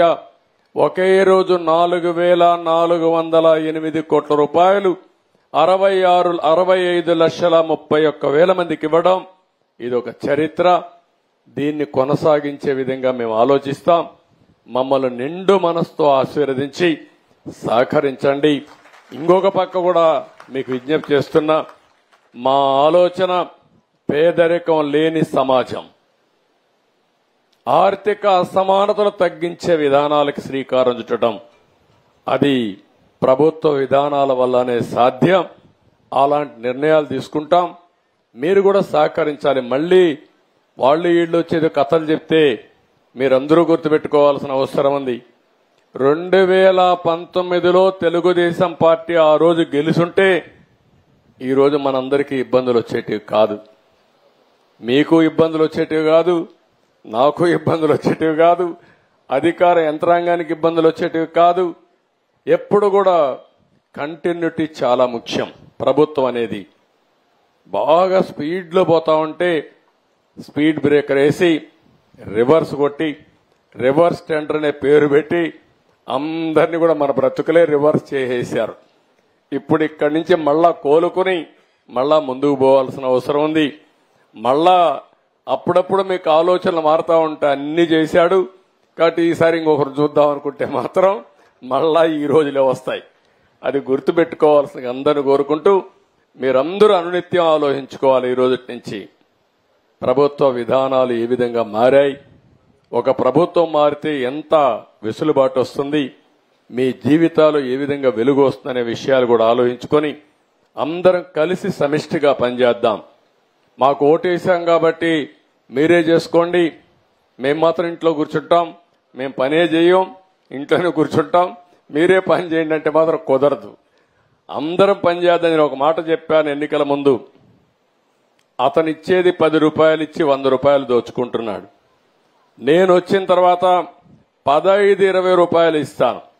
ఎట్లా ఇస్తానంటే సంపద సృష్టిస్తాం, ఆదాయాన్ని పెంచుతాం, పెంచిన ఆదాయాన్ని పేదవాళ్లకు సంక్షేమ కార్యక్రమాల ద్వారా పంచుతాం. ఇంకొక పక్క 15-20 రూపాయలు ఇచ్చి ఆ 20ని 200 చేస్తాం, 200 2000 చేస్తాం, 2000ని 20,000 రూపాయలు చేసే మార్గం మీకు చూపిస్తానని ఆ రోజు చెప్పా. దానికి నేను కట్టుబడి ఉన్నా. మీరు కూడా సహకరించమని మిమ్మల్ని అందరినీ కోరుకుంటూ ఇప్పుడు మీలో ఆలోచనలు గాని ఇలాంటి కార్యక్రమం ద్వారా ఏం చేస్తే ఇంకా బాగుంటుందో మీరు కూడా మీ ఆలోచనలు చెప్పండి, అవి కూడా తీసుకుంటామని చెప్పి తెలియజేసుకుంటూ ఇప్పుడు క్వశ్చన్ అండ్ ఆన్సర్స్ స్వాగతం పలుకుతామని మనకందరికి సెక్యూరిటీ. సార్ ధన్యవాదాలండి. ఆంధ్రప్రదేశ్ ముఖ్యమంత్రి నారా చంద్రబాబు నాయుడు గారికి నా పక్షాన నా కుటుంబ పక్షాన ధన్యవాదాలు సార్. మరి నేను కోరుకున్న నా ఆశ, మొదటి ఆశ మిమ్ములను, లోకేష్ గారిని, కళ్యాణి గారిని అసెంబ్లీలో చూడాలని నా కళ్ళు 1000 కళ్ళతో ఎదురు చూశాను సార్. నా కోరిక నెరవేరింది, చాలా సంతోషంగా ఉన్నాను. అదేవిధంగా మీరు ఎన్నికల్లో ప్రకటన చేసిన రీతిగా మరి ఈరోజు పెన్షన్ల కార్యక్రమం మరి తాడేపల్లి మండలం పెనుమాక గ్రామంలో చాలా పండుగ వాతావరణం మేము చూస్తుంటే ఎంత పండుగ ఉందంటే ఆనందంగా ఉంది సార్. మీరు పెంచినటువంటి పెన్షన్లు గత ప్రభుత్వము మరి మీరు మాకు మా బాబు సాధారణ బాబు మరి ఆ పిల్లోడికి సరిగా మైండ్ ఉండదు బాబు. అయితే 2018లో మీరు ఎన్నిక చేశారు సార్ పెన్షన్ బాబుకి 3000. అదే పెన్షన్ ని అసలు మరి గడిచిన ప్రభుత్వం రూపాయి కూడా పెంచలేదు, అదే విధంగా ఉంది. అయితే ఇప్పుడు మీరు వచ్చి దానిని 6000 చేశారు, దాన్ని మాకెంతో సంతోషంగా ఉంది సార్. అదే విధంగా మరి గడిచిన ఏప్రిల్ మరి మే జూన్ నెలలో మరి వితంతులకు మరి వీళ్ళకి వృద్ధులకు మీరు ఇచ్చేటువంటి పెన్షన్ 4000 ప్లస్ నెలకొక 1000 చొప్పున 3000 7,000 రూపాయలు ఇస్తున్నారు. చాలా సంతోషం సార్. మరి మిగతా వాళ్ళకు కూడా మీరు ఎంతగానో సహాయపడుతున్నారు. అంతే మాకు చాలా ధన్యవాదాలు. ఆనందంగా ఉంది, ఏం చెప్పాలి కూడా అర్థం కాని పరిస్థితి. ఎంత దగ్గరగా మిమ్మల్ని చూడటం ఇది మొదటిసారి, నేను మాట్లాడటం కూడా మొదటిసారి. నాకెంత ఆనందంగా ఉందంటే మాటలు కూడా రాని పరిస్థితి. అయితే మరి ఆ సైకో పోవాలి సైకిల్ రావాలనేటువంటి విధానంలో అప్పుడు అడిగిన రీతిగా అలాగే జరిగింది, సంతోషంగా ఉంది నాకు. మరి మీరు వయసుకి సంబంధం లేకుండా మీరు చేసినటువంటి త్యాగము ఎంతో గొప్పది సార్. మరి మేమైతే ఇళ్లలో ఫ్యాన్ల కింద కూర్చొని మీరు చేసేటువంటి ప్రసంగాలు చూస్తే చాలా ఏడుపు వచ్చేది, బాధ కలిగేది. అదొకటను సార్. నాకు మరి జగను సిద్ధం సభలో చెప్పాడు ఏమనంటే మళ్ళా మన ప్రభుత్వమే వస్తుంది, మళ్ళా మనమే మళ్ళీ గెలుస్తాము, మనకే ఇదంతా. అయితే ఇక్కడ రాజధాని ఉండదు, విశాఖపట్నం మారుతుంది అన్నప్పుడు నేను రోజంతా ఏడ్చాను సార్. విశాఖపట్నం మారిస్తే మా భవిష్యత్తు ఏమవుతుంది? ఇక్కడ మేము కూడా ల్యాండ్ కూలింగ్ ఇచ్చాం పొలము, మరి మా పిల్లల భవిష్యత్తు ఏమవుతుంది? ఈ రాజధాని తరలిపోతే అమరావతి రాజధానిగా లేకపోతే ఏమవుతాం మేమంతా అని నేను ఏడ్చాను సార్. అదే విధంగా ప్రతి ప్రతిదినము మీకు కొరకు మరి అధికారుల కొరకు మీ కొరకు నేను ప్రార్థన చేస్తూ ఉంటాను. మీకు మంచి ఆరోగ్యం ఇవ్వాలని దేవుడు, మీరు బాగుండాలి, మంచి పరిపాలన కావాలని ఆశిస్తున్నాను సార్. అదే విధంగా మరి గత ప్రభుత్వం చేసినటువంటి విధానములో ఆరోగ్యశ్రీ పథకం కూడా మరి సరిగ్గా కొనసాగలేదు. ఇదిగో ఇక్కడ ఈ అధికారి దగ్గరికి వెళితే ఏం చెబుతున్నారంటే మీకు చక్కగానే ఉంటుంది పొమ్మ చూసుకుంటారని చెబుతున్నారు, కానీ అక్కడికి వెళ్తే సరిగ్గా పని చేయట్లేదు, మీకు ఆరోగ్యశ్రీ అందట్లేదు, ఇది చెల్లదు అని చెబుతున్నారు. అలాంటి పరిస్థితిలో అసలు చాలా బాధపడేటువంటి విధానంలో గడిచిన ప్రభుత్వము మేము అనుభవించినటువంటి కష్టాలు బాధలు మాట్లాడుతుంటే ఎక్కడ చూసినా గొడవలు తగాదులు, ఏది మాట్లాడాలన్నా ఇరుగు పొరుగు వారితో మాట్లాడాలన్నా ఆ ప్రభుత్వం వారు చూసి చూడనట్టు మాట్లాడతాం, తగాదులు గొడవలు సార్. అయినా కూడా సర్దుకుపోయి మీరు రావాలని సంతోషంతో, మీరు రావాలని ఆనందంతో కోరుకున్నాము. అదే రీతిగా మీరు వచ్చారు సార్, చాలా ఆనందము. నా పేరు పద్మ సార్, నెమలకంటి, మా బాబు రాజేష్. అయితే నువ్వేం చేస్తావమ్మా? నేను హౌస్ వైఫ్ నే సార్. మీ ఇంట్లో ఎవరెవరు ఉంటారమ్మా? బాబు, పెద్ద బాబు, నేను, మా హస్బెండ్ సార్, నలుగురు ఉంటాము. మీ పెద్ద బాబు ఏం చేస్తాడు? నువ్వేం చేస్తావు బాబు? డిగ్రీ కంప్లీట్ అయింది సార్. ఏం చేస్తున్నావు ఇప్పుడు? ప్రస్తుతానికి ఖాళీగానే ఉంది. ఏదో ఒకటి చేయాలి కదా. నేను ఒకటే, ఎవరు ఖాళీగా ఉన్నామనే మాట చెప్పకూడదు, మీరు ఎత్తుక్కోవాలి. అవసరమైతే అందుకే స్కిల్ డెవలప్మెంట్ కూడా మీకు పోవద్దయా, పంపించేస్తాను, చిన్నగా జరుపుకోమంటున్నా. ఆయన ఇది చేయడం లేదు. నేనేమంటున్నానంటే నీ శ్రేయోభిలాషిగా మీ కుటుంబం పెద్దగా చెప్తున్నా, రాష్ట్రమే నా కుటుంబం అనుకుంటున్నా కాబట్టి మీ కుటుంబ పెద్దగా చెప్తున్నా, మీరందరూ కూడా ప్రయోజకులు కావాలి. చాలా అవకాశాలు ఉంటాయి ఇక్కడ. నువ్వు బాగా, ఇప్పుడు తమ్ముడు బాగాలేడు, ఓకే, నేను 6,000 రూపాయలు ఇస్తున్నాను, మీ అమ్మా నాన్న ఉన్నారు. నువ్వు లైఫ్లో సెటిల్ అయ్యి కనీసం అమ్మా నాన్న చూసుకునే పరిస్థితిలో ఉండాలి. అది నువ్వు చేయాలి. ఏముందమ్మా మీకు ఆస్తి ఏమైనా ఉందా? మైకేమా? మా అత్తగారు మా మామగారు అప్పుడు పేదరికంలో వాళ్ళు కష్టపడి ఉద్యోగం చేసి వర్క్ షాప్ లో సంపాదించినటువంటి పొలము ఒక 55-60 సెంటు పొలం ఉంది సార్ ఇక్కడే. దానినే ల్యాండ్ కూలింగ్ ఇచ్చాము. ఇప్పుడు మేమందరం కష్టపడే పని చేసుకుంటాం. మాకు ఎలక్ట్రికల్ సామాన్ తయారవుతాయి సార్. మేము కంపెనీ ఉంది ఇక్కడే పెనమాకులోనే. మా హస్బెండ్ అదే పని కొనసాగించుకుంటాం. అంటే కంపెనీలో పని చేస్తారా? కంపెనీ ఉందమ్మా? కంపెనీ ఉంది సార్, పని చేసుకుంటానే ఉంటాము. ఏ పని చేస్తారు మా దాంట్లో? ఎలక్ట్రికల్ సామాన్ తయారవుతాయి సార్. కరెంటు బాక్సులు తయారవుతాయి. కరెంటు బాక్సులు పెట్టి వైరింగ్ లాగుతాం కదా దాంట్లో నుంచి, అది మ్యానుఫ్యాక్చరింగ్. బాబు ఎందుకు పని చేయడు అక్కడ? బాబు కూడా చేస్తాడు ఖాళీగా ఉన్నప్పుడు. బాబు మొన్నటి వరకు పేటీఎం లో చిన్న జాబ్ చేసుకున్నాడు. అది కొంచెం ఇబ్బందికరంగా ఉందని మానేశాడు, చూసుకుంటున్నాడు బయట ఇంకొక జాబ్ కూడా. అదే అందుకే ఇప్పుడు మనం స్కిల్ డెవలప్మెంట్ కూడా పెట్టామ్మా. ఇలాంటి పిల్లలందరూ అక్కడ కానీ స్కిల్ డెవలప్మెంట్కి పోయి అమరావతిలో ఎలాంటి అవకాశాలు వస్తాయో అవన్నీ చూసుకోగలిగితే దానికి కావాల్సిన స్కిల్ కూడా నేర్చుకుంటే ఎక్కువ ఆదాయం వస్తుంది. నువ్వు అన్నట్టు ఒక మాట చెప్పావు, మొత్తం అమరావతిలో ఉండే వాళ్ళందరూ రాజధాని పోతుందని బాధపడ్డారు. విశాఖపట్నంలో ఉండేవాళ్ళు రాజధాని వస్తుందని బాధపడ్డారు. అందుకే మీరు చూస్తే విశాఖపట్నంలో 95,000 మెజారిటీ భీముల్లో వేశారు. భీములు 94,000, గాజువాక 95,000. అన్ని సీట్లు 60-70 వేలతో గెలిపించారు. ఎంపీ అయితే 5 లక్షల మెజారిటీతో గెలిపించారు. మీ ఎంపీకే తక్కువ వచ్చాయి అక్కడికంటే.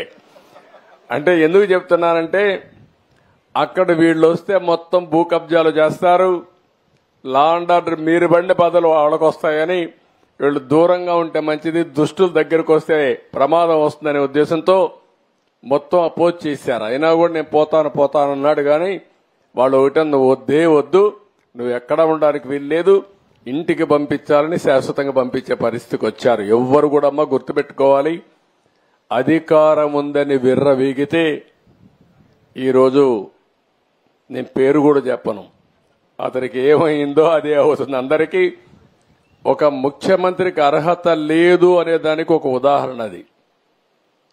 ముఖ్యమంత్రికే కాదు, రాజకీయాలకు కూడా అర్హత లేదు. అలాంటి వ్యక్తులు చాలా ప్రమాదం. అది అందరికి నీ మారిగానే నువ్వు ఏడ్చావు, నేను ధైర్యంగా ఉన్నా అంతవరకే. నీకు అన్యాయం అందరికి కూడా ఎంత ఆడవాళ్ళు అనేవాళ్ళు ఈ సోషల్ మీడియాలో క్యారెక్టర్ అసాసినేషన్ పెట్టి కడాన జడ్జిలు భయపడిపోయే పరిస్థితికి వచ్చారు. వాళ్ళపైన కూడా పెట్టడం మొదలు పెట్టారు, మీడియా పైన మొదలు పెట్టారు. మొన్నే రంగనాయకమ్మ అయితే సొంత విలాస్ ఉండేది, ఆడ ఇది పేరుంది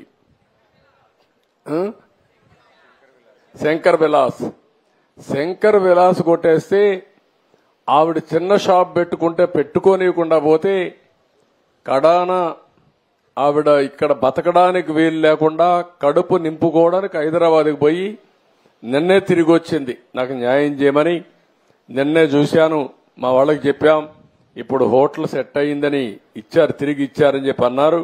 నేను కలెక్టర్కి వాళ్ళకు కూడా ఆదేశాలు ఇస్తున్నా. ఎవరైతే పోయిన ప్రభుత్వంలో కావాలని మోసం చేసి కబ్జాలు చేసి నష్టం చేశారో వాళ్ళందరి దగ్గర తిరిగి ఇప్పించాల్సిన బాధ్యత ప్రభుత్వం పైన ఉంది. చేస్తామని చెప్పి కూడా నేను మీకు తెలియజేస్తున్నా. మీ పరిస్థితి అందరిది. మీకు మంచి రోజులు ఉంటాయమ్మా. బాబుని వాళ్ళందరూ కూడా ఇది చేయమనండి, అన్ని విధాలు ఆదుకుంటాం. థ్యాంక్ యూ, నమస్కారం. నెక్స్ట్ ఏంట్రా, ఏం మాట్లాడతావా? మాట్లాడు, నువ్వు కూడా మాట్లాడు. ఏం మాట్లాడుతావు? ఏం చదువుతున్నావు? Fifth class. బాగా చదువుతున్నావా? ఏ స్కూలు? శ్రీ చైతన్య. శ్రీ చైతన్య. ఏమన్నా మంచి స్కూల్కే పోతున్నావు?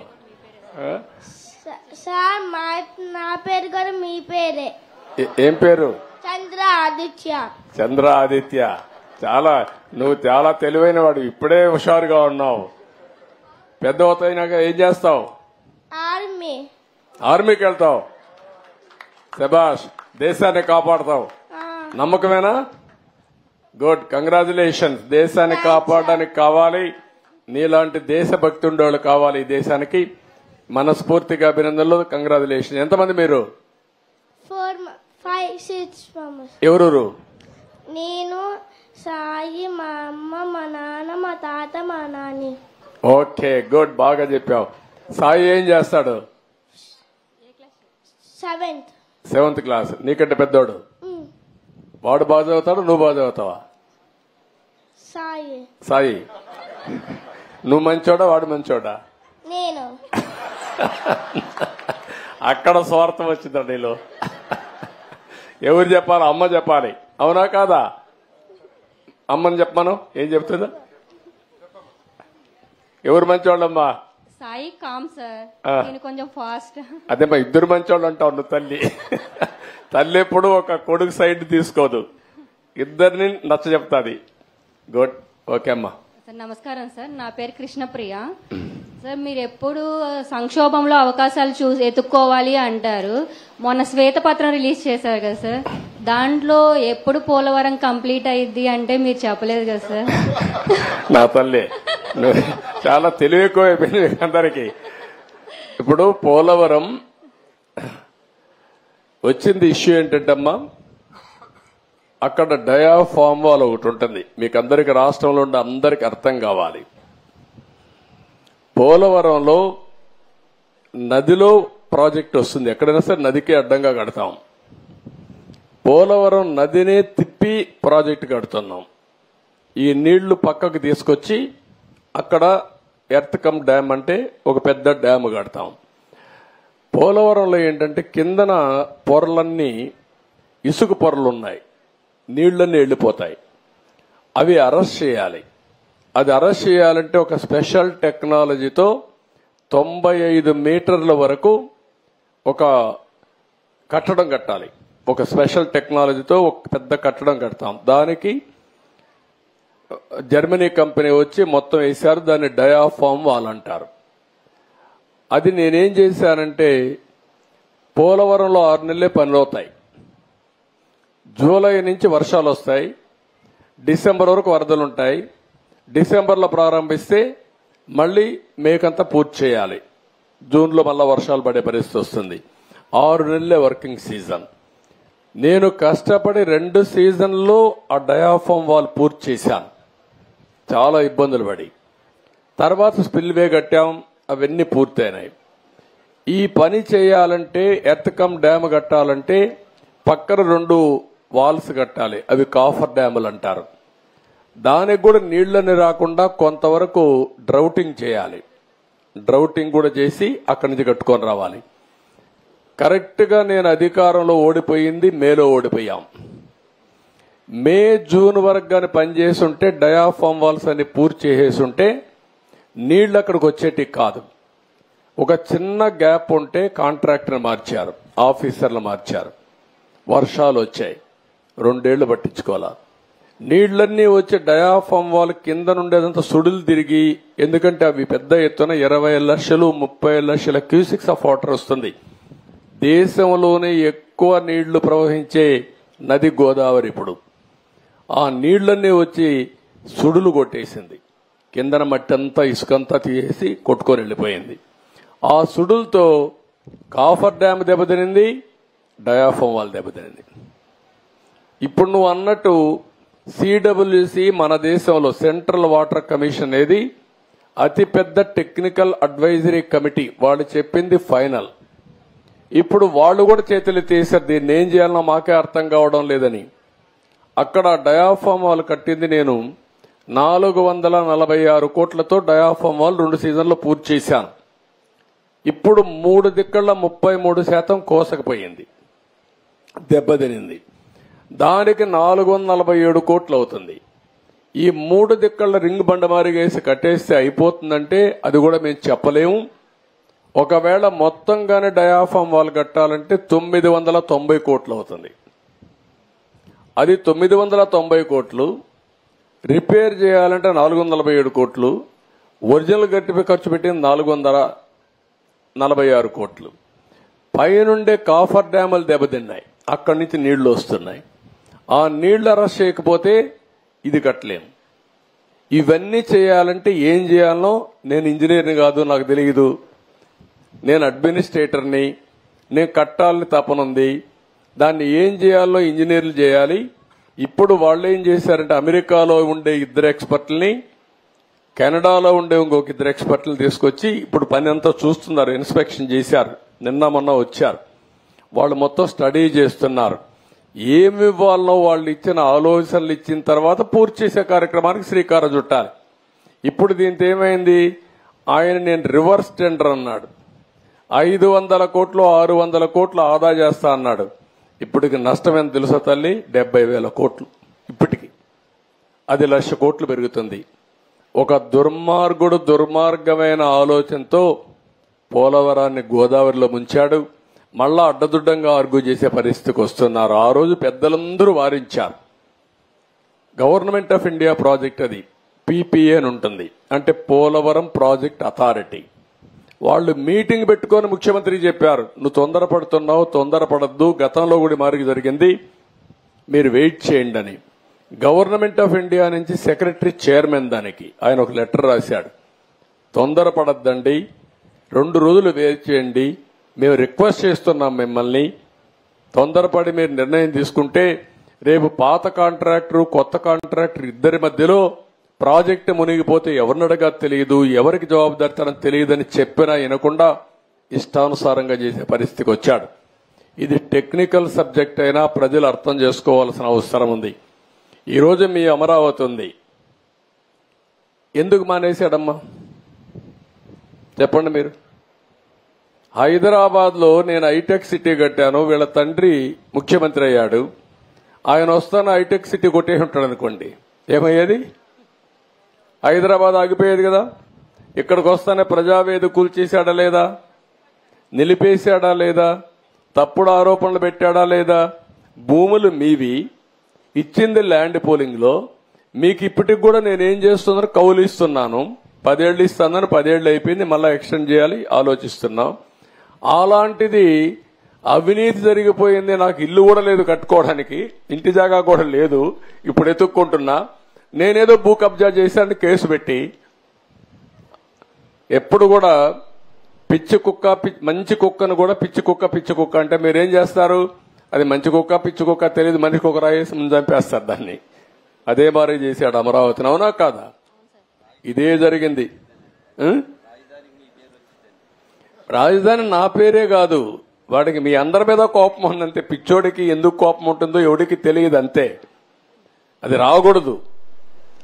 ఆ రోజు ఆమె రాజశేఖర్ రెడ్డి నాకు పేరు వస్తుందని కూడా కట్టకూడదు కదా, ఔటర్ రింగ్ రోడ్ కట్టకూడదు కదా, ఎయిర్పోర్ట్ కట్టకూడదు, అన్ని చేశాడు. 2-3 ప్రాజెక్టులు నిలిపేశాడు. ఒకటి ఆ రోజు ఆయన చేసిన పని మెట్రో కావాలని మార్చి నేను గవర్నమెంట్ లో చేయాలని చెప్తే కాదు ప్రైవేట్కి ఇస్తానని సత్యంకి ఇచ్చి సత్యాన్ని ముంచేశాడు. పాపం సత్యం జైలుకు పోయి పరిస్థితికి వచ్చాడు రామలింగరాజు. అదొకటి చేశాడు. రెండోది నేను ఆ రోజు ఫార్ములా 1 ఒకటి తీసుకొస్తే దాన్ని కూడా వద్దు, కార్ రేసింగ్ ఏంటి, నేను అనుకుంది ఫ్యూచర్ కి పిల్లలంతా కూడా ఎక్కడెక్కడికో వెళ్తారు, ఇక్కడ ఉండాలని అది పెడితే దాన్ని తీసేశాడు. మూడోది ఇంకొక ప్రాజెక్ట్ ఏదో ఉంటే ఒక 2-3 ప్రాజెక్టులు తప్ప అక్కడ అన్ని హైటెక్ సిటీ, వ్యాన్పిక్ సిటీ అన్ని చేశాడు. దానివల్ల హైదరాబాద్ బాగా అభివృద్ధి అయింది. తర్వాత వచ్చిన ముఖ్యమంత్రులు రోసయ్య, కిరణ్ కుమార్ రెడ్డి, తర్వాత వచ్చినటువంటి కేసీఆర్, ఇప్పుడు రేవంత్ రెడ్డి గారు అందరూ దాన్ని బాగా చూసుకున్నారు. ఎప్పుడు కూడా ఒక దుర్మార్గుడు వస్తే ఇట్లే ఉంటాయమ్మా, గుర్తుపెట్టుకోవాలి మీరు. అది మీరే కంప్లీట్ చేయగలరు సార్, అమరావతి అయినా పోలవరం అయినా సరే. మీరందరూ కూడా అమ్మా, రాష్ట్రంలో ఉండే 5 కోట్ల మంది ప్రతిరోజు ఒక్కసారి మీకోసం దేవుణ్ణి ప్రార్థించండి, ఈ ప్రభుత్వం కోసం కూడా దేవుణ్ణి ప్రార్థించండి. ఇవన్నీ పూర్తి కావాలని పూర్తి అవుతాయి, చేస్తాం. లోకేష్ గారిని చూస్తుంటే ఇవాళ మాకు బాగా సంతోషంగా ఉంది సార్. ఇంకా బాగా పని చేయించుకోండి అమ్మా మీరు. 5 years నుంచి ఎప్పుడు వచ్చినా ఎంత సంతోషంగా అందరినీ యువతను పెట్టానమ్మా ఈసారి. ఇతను కూడా శ్రీనివాస్ అని ఇప్పుడు మంత్రి, first time MLA, first time minister. వాళ్ళ తాత ఎంపీగా పనిచేశాడు, వాళ్ళ బాబా ఎమ్మెల్యేగా పనిచేశాడు. అందుకే ఆయన్ని ఈరోజు బాగా చదువుకున్నాడు. చదువుకున్న కుర్రాన్ని తీసుకొచ్చి సీట్ ఇచ్చి ఇప్పుడు మళ్ళా మంత్రి చేశాను. కాబట్టి ఇలాంటి యువకులను పెట్టాను, ఎందుకంటే మీకు మంచి పనులు చేయాలని. వాళ్ళు ప్రూవ్ చేసుకునే బాధ్యత వాళ్ళకుంది, ప్రూవ్ చేసుకోకపోతే ప్రూవ్ చేయించే బాధ్యత కూడా నాకుంది, వదిలిపెట్టనే ఎవరిని. నెక్స్ట్ ఏదమ్మా చెప్దాం. సార్ నా పేరు నాగరాజు నాయక్ సార్. ముందుగా నమస్కారం సార్. చెప్పా. మేము ఇక్కడ తండావాసులు సార్. 200 కుటుంబాలు ఉన్నాయి సార్ మాకు. ఇక్కడ తండావాసులు సార్. ఎంతమ్మా? ఇక్కడ తండావాసులు సార్. మేము 200 కుటుంబాలు ఉన్నాయి. మా మొదటి సమస్య శ్మశాన వాటిక సార్. రెండో సమస్య కమ్యూనిటీ హాల్ సార్. మూడో సమస్య మీరు వచ్చినప్పుడు కొండ ప్రాంతం వాసులకు పట్టాలు ఇస్తామన్నారు సార్. నాలుగో సమస్య వచ్చరికి సీసీ రోడ్లు. 5వ సమస్య వచ్చి వాటర్ సమస్య సార్. ఈ కొంచెం మాకు దృష్టిలో పెట్టుకుని చేయండి సార్. ఓకే అమ్మా, మాట్లాడదాం. తర్వాత ఇంకా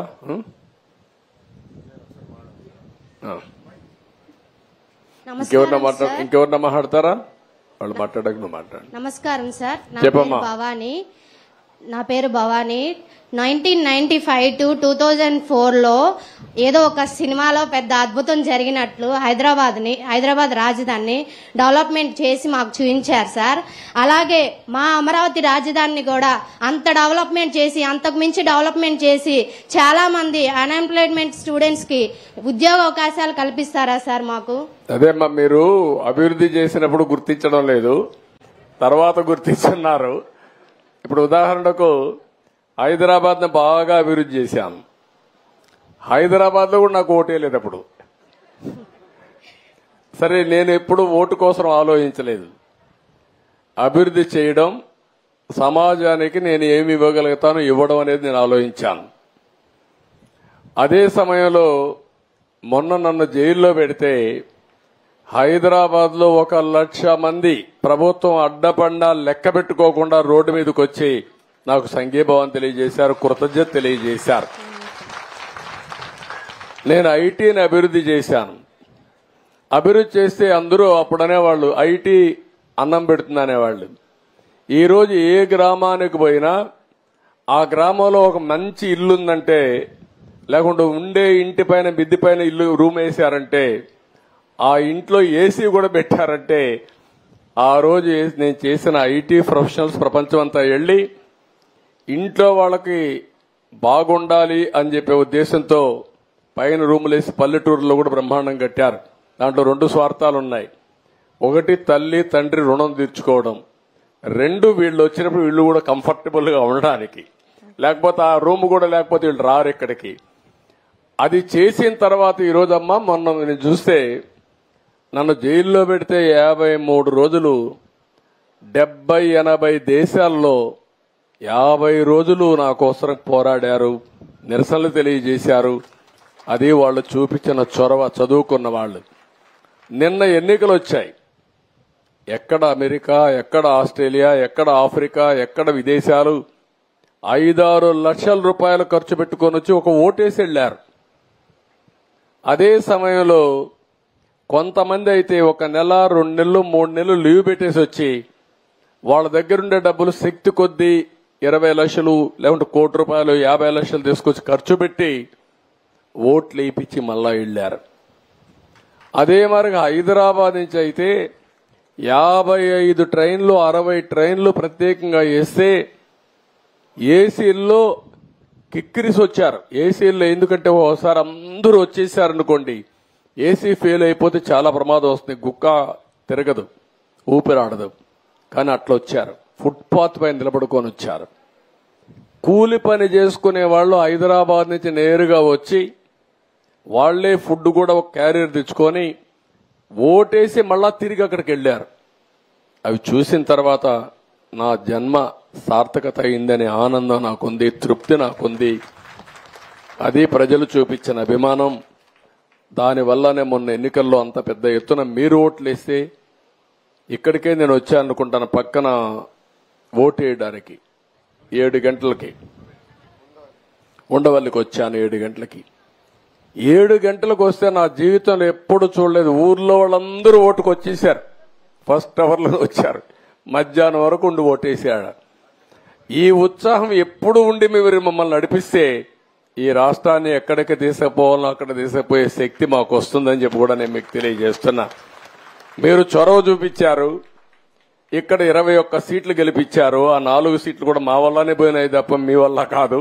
ప్రజలు ఓట్లేయడానికి సిద్ధంగా ఉన్నారు కానీ సరిగ్గా ఎంచుకోలేకపోయాం. కడాన మన ఓట్లు ఢిల్లీలో కూడా ఉపయోగపడ్డాయి. మీరు ఇచ్చిన సీట్లు ఈరోజు ఎన్డీఏ కూడా కీలకమయ్యి పూర్తిగా మనకు సహకరించే పరిస్థితికి వచ్చారు. తెలుగు ప్రజలు ఇచ్చినటువంటి సహకారం ఢిల్లీలో మన పరపతిని పెంచే పరిస్థితికి వచ్చింది. I'm very happy. దానికి కూడా మీ అందరిని అభినందిస్తున్నా. నేను ఎప్పుడు కూడా తొందరపడను. మీరిచ్చిన గౌరవాన్ని మీకోసం ఉపయోగించడం తప్ప నా స్వార్థం కోసం కాదు. ఎప్పుడు నేను ఆ పని చేయను. మీరెప్పుడు కూడా ఇదే ఉత్సాహంతో ఊరూరు ఆలోచించాలి. కులం కాదు, మతం కాదు, ప్రాంతం కాదు, బంధుత్వం కాదు. సమర్థవంతమైన పాలన, ప్రజాపాలన, మీకు సేవకులుగా ఉండే వ్యక్తులు మీరు ఆలోచించాలి. సమర్థవంతంగా పనిచేసే వ్యక్తులు మీరు ఆలోచించాలి. నేను అడుగుతున్నా, ఎప్పుడన్నా 5 ఏళ్లు ఈ మాదిరిగా ఫ్రీగా కూర్చొని ఎప్పుడన్నా ఎక్కడన్నా మాట్లాడింది మీరు చూసారా? పేపర్లో, టీవీల్లో చూసారా? మరి ఏంటి కాదు, 5 ఏళ్లలో ఒక్కరోజు కూడా ఇలాంటి పనులు చేయలేకపోయారంటే మనం ఆలోచించుకోవాలి కదా, సంథింగ్ రాంగ్ కదా. కాదు మీరు చూడడం కాదు, మీరు చూడడానికి ఉండాలి కదా. ఎక్కడన్నా ఉంటే నువ్వు పోయానో చూసి వస్తావు, ఇక్కడికి రాకపోయినా. ఆ కమ్మోళ్ళు కూడా పనిచేయడం అక్కడ ఉంటాయి కదా, మరుగుదొడ్లు ఉంటాయి కదా, అవి కూడా పనిచేయడంలా. మంత్రులు పోలేదు, ముఖ్యమంత్రులు పోలేదు, ఎవడా పక్కకు పోలేదు. చాలా భయంకరమైన వాతావరణం. థ్యాంక్ యూ తల్లి, నీ అబ్జర్వేషన్ థ్యాంక్ యూ. మళ్ళా ఇప్పటి నుంచి నేను అప్పటికప్పుడు బాధ్యత మీకు రెఫర్ చేస్తా ఉంటా. అదే గాని 2004లో తెలుగుదేశం పార్టీ గెలిచుంటే హైదరాబాద్ లో కూడా ఆంధ్రప్రదేశ్ రాష్ట్రం ఎక్కడికో వెళ్లేది. 2019లో మళ్ళా గెలుచుంటే ఎక్కడికో తీసుకుపోయేవాళ్ళం. ఇప్పటికి గ్యాప్ వచ్చేది కాదు, ఆ గ్యాప్ వచ్చింది, పర్లేదు. కనీసం నేను అనుకున్నా ఈసారి ఓటేయకపోతే ఈ రాష్ట్రం ఏమైపోతుందని బాధపడ్డా, తపన పడ్డా, నా కోసం కాదు. కానీ విజ్ఞతతో ప్రజలందరూ ముందుకొచ్చారు, సమయస్ఫూర్తి చూపించారు. ఇది మామూలు విజయం కాదు. ఢిల్లీకి పోతే కూడా ఆంధ్రప్రదేశ్ లో మీకు ఎట్లా వచ్చారో మాకే తెలియదనే పరిస్థితికి వచ్చారు. దానికి మనస్ఫూర్తిగా మీ అందరినీ 5 కోట్ల ప్రజల్ని మనస్ఫూర్తిగా అభినందిస్తున్నా, ధన్యవాదాలు తెలియజేసుకుంటున్నా, కృతజ్ఞతలు తెలియజేసుకుంటున్నా. ఎప్పుడు కూడా సర్వదా మీకు కృతజ్ఞుడిగా ఉంటా. మైక్ ఒకసారి. విజయవాడ. ఓకే, ఈరోజు గ్రామసభ పెనుమాకే కన్ఫైన్ చేశారు. చెప్పమ్మా. సార్ నమస్కారం సార్. లోకేష్ అన్నకు కూడా నమస్కారం. లోకేష్ అన్న 2019లో లోకేష్ అన్న ఓడిపోయినప్పటికీ మేము అది ఛాలెంజ్ గా తీసుకొని అత్యధిక మెజార్టీ అందించాలని గట్టి ప్రతిజ్ఞ చేసి మెజార్టీతో గెలిపించుకున్నాం సార్. మీరు కష్టపడ్డారా, ప్రజలు ఓట్లు వేశారమ్మా? ప్రజలు ఓట్లు వేశారు, మేము కష్టపడ్డాం సార్. రెండున్నా? సరే, ఓకే అమ్మా. అలాగే మరి మంగళగిరి ఈ కాన్స్టిట్యూన్సీ గెలుపులో కార్యకర్తల యొక్క కృషి ఎంత పర్సెంటేజ్ ఉంది, నాయకుడు కృషి ఎంత పర్సెంటేజ్ ఉంది, మీ ప్రజల అభిమానం ఎంతవరకు ఉంది? ప్రజాదరణ ఉంది సార్. మా కష్టం కూడా ఉంది. ఎందుకంటే గత వైసీపీ ప్రభుత్వం మమ్మల్ని చాలా ఇబ్బందులు పెట్టింది. దానికి అదరకుండా బెదరకుండా చంద్రబాబు నాయుడు గారు నేను అనే మాట కోసం, లోకేష్ నేను అనే మాట కోసం మేము పనిచేసాం సార్. Okay, good.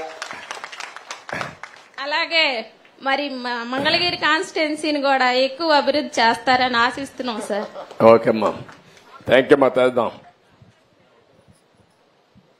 ఓకే, ఒక్క సెకండ్ అమ్మాయి కంటే మైక్ ఇచ్చేసి లాస్ట్ ఆవిడ లేసింది. సార్ 2016లో మాకు ఇక్కడ టిట్కోలో హౌసెస్ వచ్చినాయి సార్.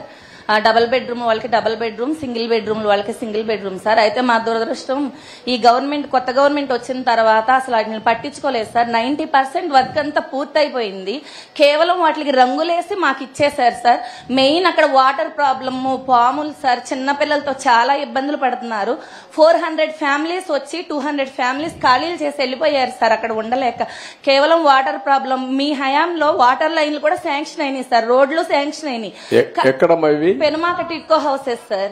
పెనుమాకలో ఎన్ని ఉన్నాయి మొత్తం? ఇక్కడ 600 ఉన్నాయి సార్, 630 ఉన్నాయి సార్.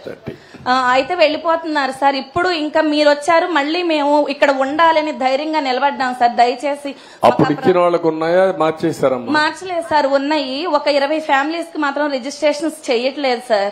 ఎందుకు అని అడిగితే ఈ వీళ్ళు ఒక స్పృహ కూడా లేకుండా, అంటే మనం ఈ తప్పు చేస్తే వీళ్ళు ఇబ్బంది పడతారన్న స్పృహ కూడా లేకుండా ఎలా పడితే అలా రిజిస్ట్రేషన్ చేసేసి మగవాళ్ల పేరు మీద ఉన్నాయి, ఆడవాళ్ల పేరు మీదకి మార్చి లోన్లు ఏమో వాళ్ల పేరు మీద ఉన్నాయి, ఇళ్ళు మీ పేరు మీద ఉన్నాయి అని వాళ్ళు చేసిన మిస్టేక్ కి మమ్మల్ని అసలు ఎలా తిప్పుతున్నారంటే సార్, నా భర్త హ్యాండిక్యాప్డ్ సార్, నా 2 బిడ్డలు చిన్నపిల్లలు గవర్నమెంట్ స్కూల్లో చదువుకుంటున్నారు. మమ్మల్ని ఎలా తిప్పుతున్నారంటే మాకు ఏడుపోటే తక్కువ సార్, ఉన్నామనే కానీ ముద్ద దిగట్లేదు సార్ మా గొంతుల్లోకి. డబ్బులు కట్టి నెల నెల ఈఎంఐలు కట్టుకుంటా బ్యాంకు వాళ్ళు మమ్మల్ని ఒత్తిళ్లు చేస్తున్నారు. ఎందుకు అని అడుగుతుంటే ఏంటి ఎక్కువ మాట్లాడుతున్నావు, మా ఇష్టం వచ్చినప్పుడు చేస్తాం, మాకు సైట్లు రావట్లేదు, సైట్లు వచ్చినప్పుడు మేము చేస్తాం. మొన్న లోకేష్ బాబు గారి దగ్గర కూడా నేను ప్రజా దర్బార్లో చెప్పొచ్చాను సార్ ఈ మాట. దయచేసి మాకు main water problem sir. Please మాకు మాత్రం కొంచెం ముందు ఆ వాటర్ ఇస్తే చేద్దామా? చేపిస్తాను, నోట్ చేసుకున్నామా, చేపిస్తాం.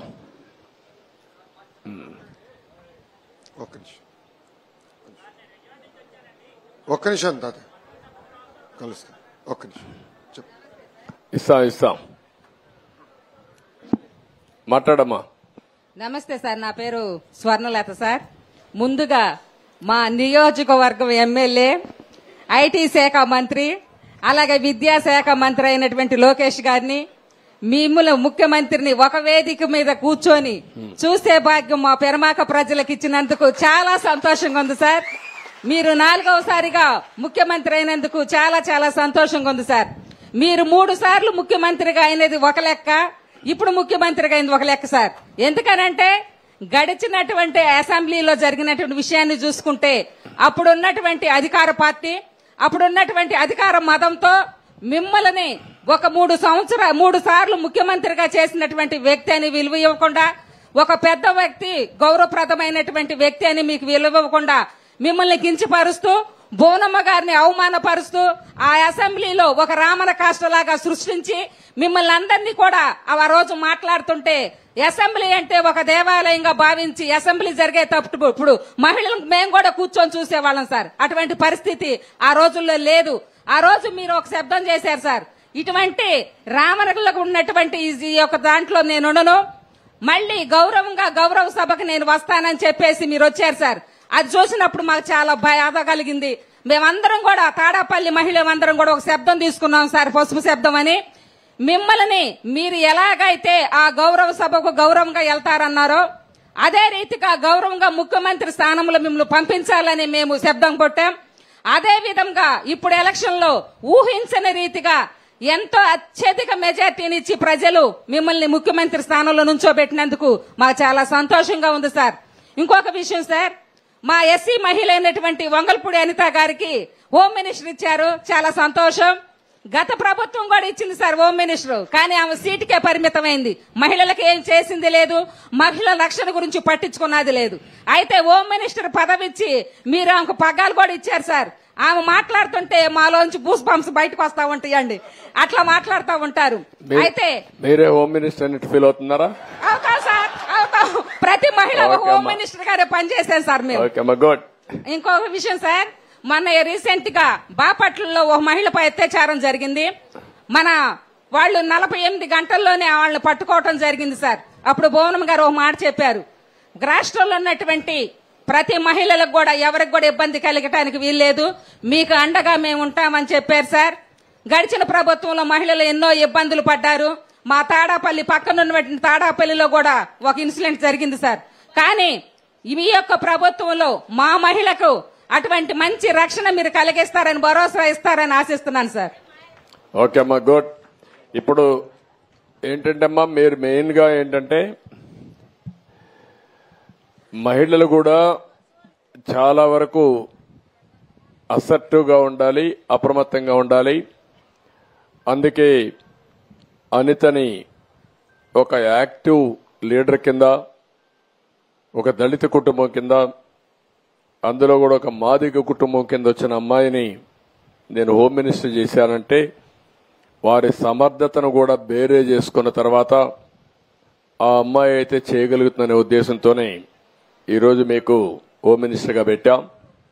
నేను ఒకటే మీ అందరికి హామీ ఇస్తున్నా, రాష్ట్రంలో అందరికి కూడా హెచ్చరిక చేస్తున్నా, ఎవరైనా సరే ఆడబిడ్డల జోలుకొచ్చి మదాంధకారంతో గాని ఇచ్చలవిడిగా ప్రవర్తిస్తే ఎవరిని వదిలిపెట్టను. ఎవడైనా అత్యాచారం చేస్తే మాత్రం అదే వాళ్ళకు లాస్ట్ డే అవుతుంది, గుర్తుపెట్టుకోమని మరొక్కసారి హెచ్చరిస్తున్నా. గవర్నమెంట్ అంటే తమాషా ఆడద్దండి. ఏదో గవర్నమెంట్ అంటే బెదిరిస్తే బెదురుతుందని కాదు. యాంటీ సోషల్ ఎలిమెంట్స్ ఎవడైనా సరే నిర్మోహమాటంగా అణిచివేస్తా. మర్యాదగా ఇంతవరకు చెప్పా, ఎవరైనా కైపెక్కి లేకుంటే గంజాయి తినేసి తాగేసి లేకుంటే మద్యం తాగేసి ఇష్టానుసారంగా చేస్తే మాత్రం తీవ్ర పరిణామాలుంటాయి. మొన్నటి వరకు నేను ఎందుకంటే స్లోగా బిల్డప్ చేయాలి కాబట్టి బిల్డప్ చేస్తున్నా, కానీ ఈ రోజు చెప్తున్నా, ఒక ఆడబిడ్డ నా దగ్గరకు వచ్చి నాకు అన్యాయం జరిగిందంటే మాత్రం ఎవడిని వదిలిపెట్టనని మరొకసారి హెచ్చరిస్తున్నా. అది మీరు రేపటి నుంచి యాక్షన్ లో కూడా చూస్తారు. మీరు ఎవడిని వదిలిపెట్టను. వేదిక పైన గౌరవ ముఖ్యమంత్రి వర్యులు చంద్రబాబు నాయుడు గారికి, సహచర మంత్రివర్యులు శ్రీనివాస్ గారికి, ఇతర నాయకులకి అందరికీ నా హృదయపూర్వక నమస్కారాలు. సార్, మీరు ముఖ్యమంత్రి అయిన తర్వాత సంక్షేమ కార్యక్రమంలో తొలి అడుగు వేశారు. అది కూడా మా మంగళగిరి నియోజకవర్గంలో పెనుమాక గ్రామంలో ప్రజావేదిక పేరు పెట్టుకుని ఈ రోజు మా గ్రామానికి వస్తాం. మా అందరికీ చాలా సంతోషంగా ఉంది. గత 5 సంవత్సరాలుగా పరదాల ముఖ్యమంత్రి చూసాం, ఇప్పుడు ప్రజల ముఖ్యమంత్రిని మనం చూస్తున్నాం. అధికారులు ఇంకా టైం పడుతుంది అనుకుంటా సార్ సెట్ అయ్యేదానికి.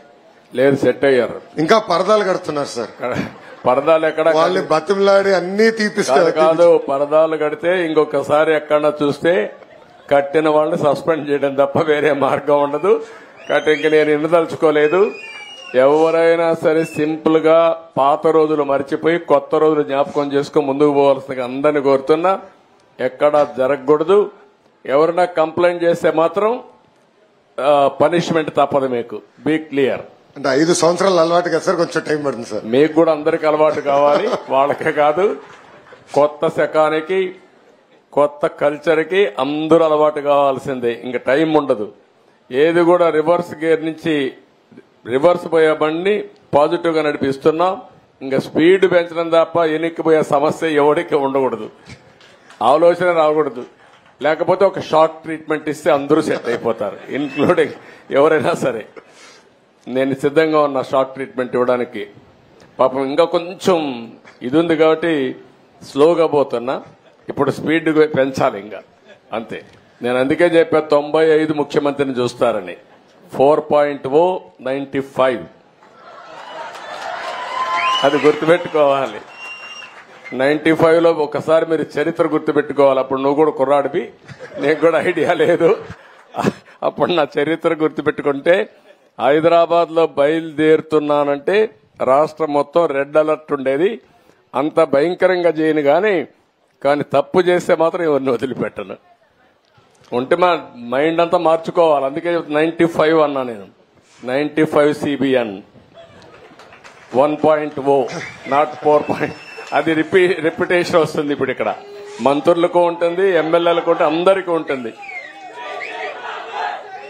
సార్ మీకు తెలిసిన విషయమే, తెలుగుదేశం పార్టీ 1985లో మంగళగిరి నియోజకవర్గం గెలిచింది.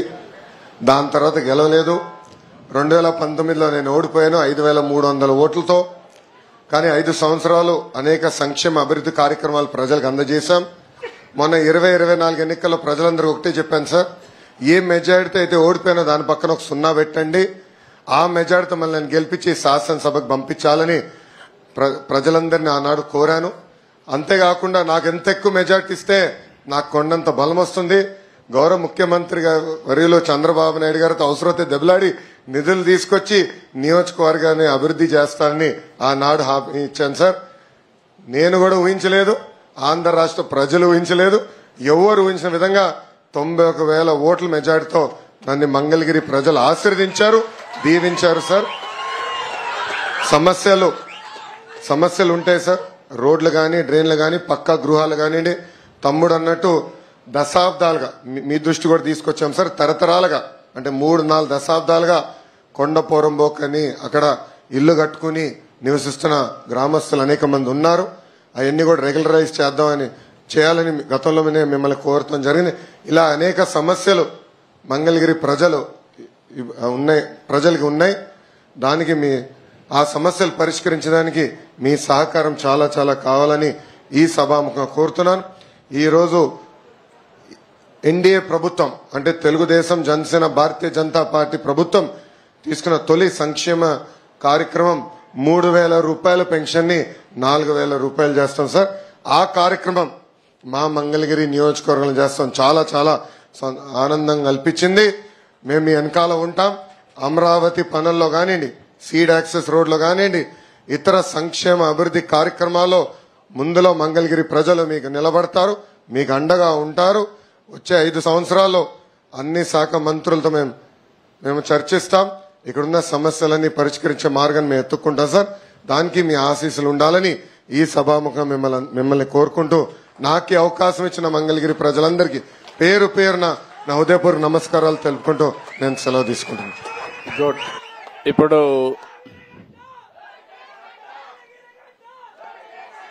ఇప్పుడు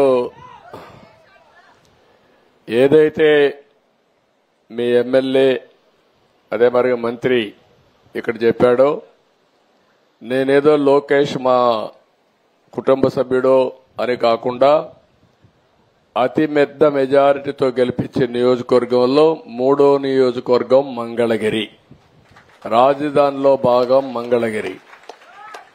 ఈ ప్రాంతంలో ఒకవేళ కానీ మీరు తక్కువ మెజారిటీ గెలిపించుంటే నేను కూడా పెద్దగా పట్టించుకునేవాడిని కాదు. కానీ అతను ఎవరైనా నాకు ఒకటే. మెరిట్ కార్డు మాత్రం నేను మాత్రం చాలా స్పష్టంగా ఉంటా. ఈ నియోజకవర్గం రుణం తీర్చుకోవాల్సిన బాధ్యత ఎన్డీఏ ప్రభుత్వానికి, తెలుగుదేశానికి ఉంది. తప్పకుండా ఏం చేయాలనో చేయడానికి ముందుకు పోతామని చెప్పి నేను మీకు తెలియజేస్తున్నా. మీరు సిస్టమేటిక్ గా వర్క్లన్నీ ఐడెంటిఫై చేయండి.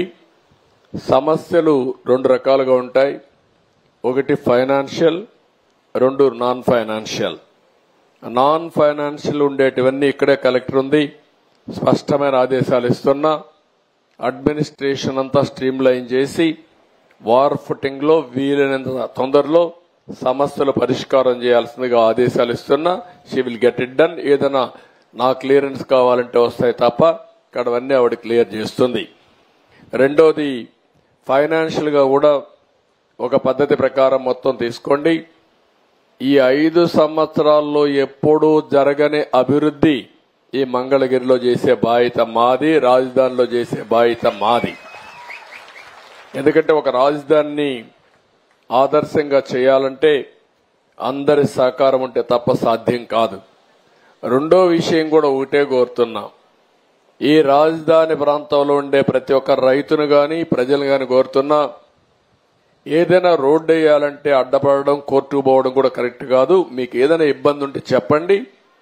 నేను ఎప్పుడు కూడా నా జీవితంలో గుర్తుపెట్టుకోవాల్సింది, ఒక హైదరాబాద్ ఎయిర్పోర్ట్ కట్టినా, ఒక సైబరాబాద్ కట్టినా, ఒక ఔటర్ రింగ్ రోడ్ వేసినా, ఒక పోలవరం కట్టినా, ఒక ఇరిగేషన్ ప్రాజెక్ట్ కట్టినా, అక్కడుండే రైతులు కూడా ఎవరైతే భూమి ఇస్తారో వాళ్ళు కూడా ఆనందంగా పెట్టి, అంటే లిబరల్ గా కాంపన్సేషన్ ఇచ్చి ఆ ప్రాజెక్ట్ ని పూర్తి చేసిన ఘనత తెలుగుదేశం ప్రభుత్వానికి గతంలో. ఇప్పుడు కూడా దానికి కట్టుబడి ఉన్నాం. నేను ఎప్పుడూ ఒక మాట చెప్పేవాడిని, ఒక ప్రాజెక్ట్ వస్తే ఆ ప్రాజెక్టు వల్ల బెనిఫిట్ అయిన లబ్ధిదారులు ఎంత ఆనందపడతారో, ఆ ప్రాజెక్టులో ముంపుకు గురైన వాళ్ళు గాని, లేకుంటే ఆ ప్రాజెక్టు కోసం భూమి ఇచ్చిన వాళ్ళు గాని అంతే ఆనందంగా ఉండాలని నా కోరిక. ఇక్కడ కూడా అదే చేస్తాను.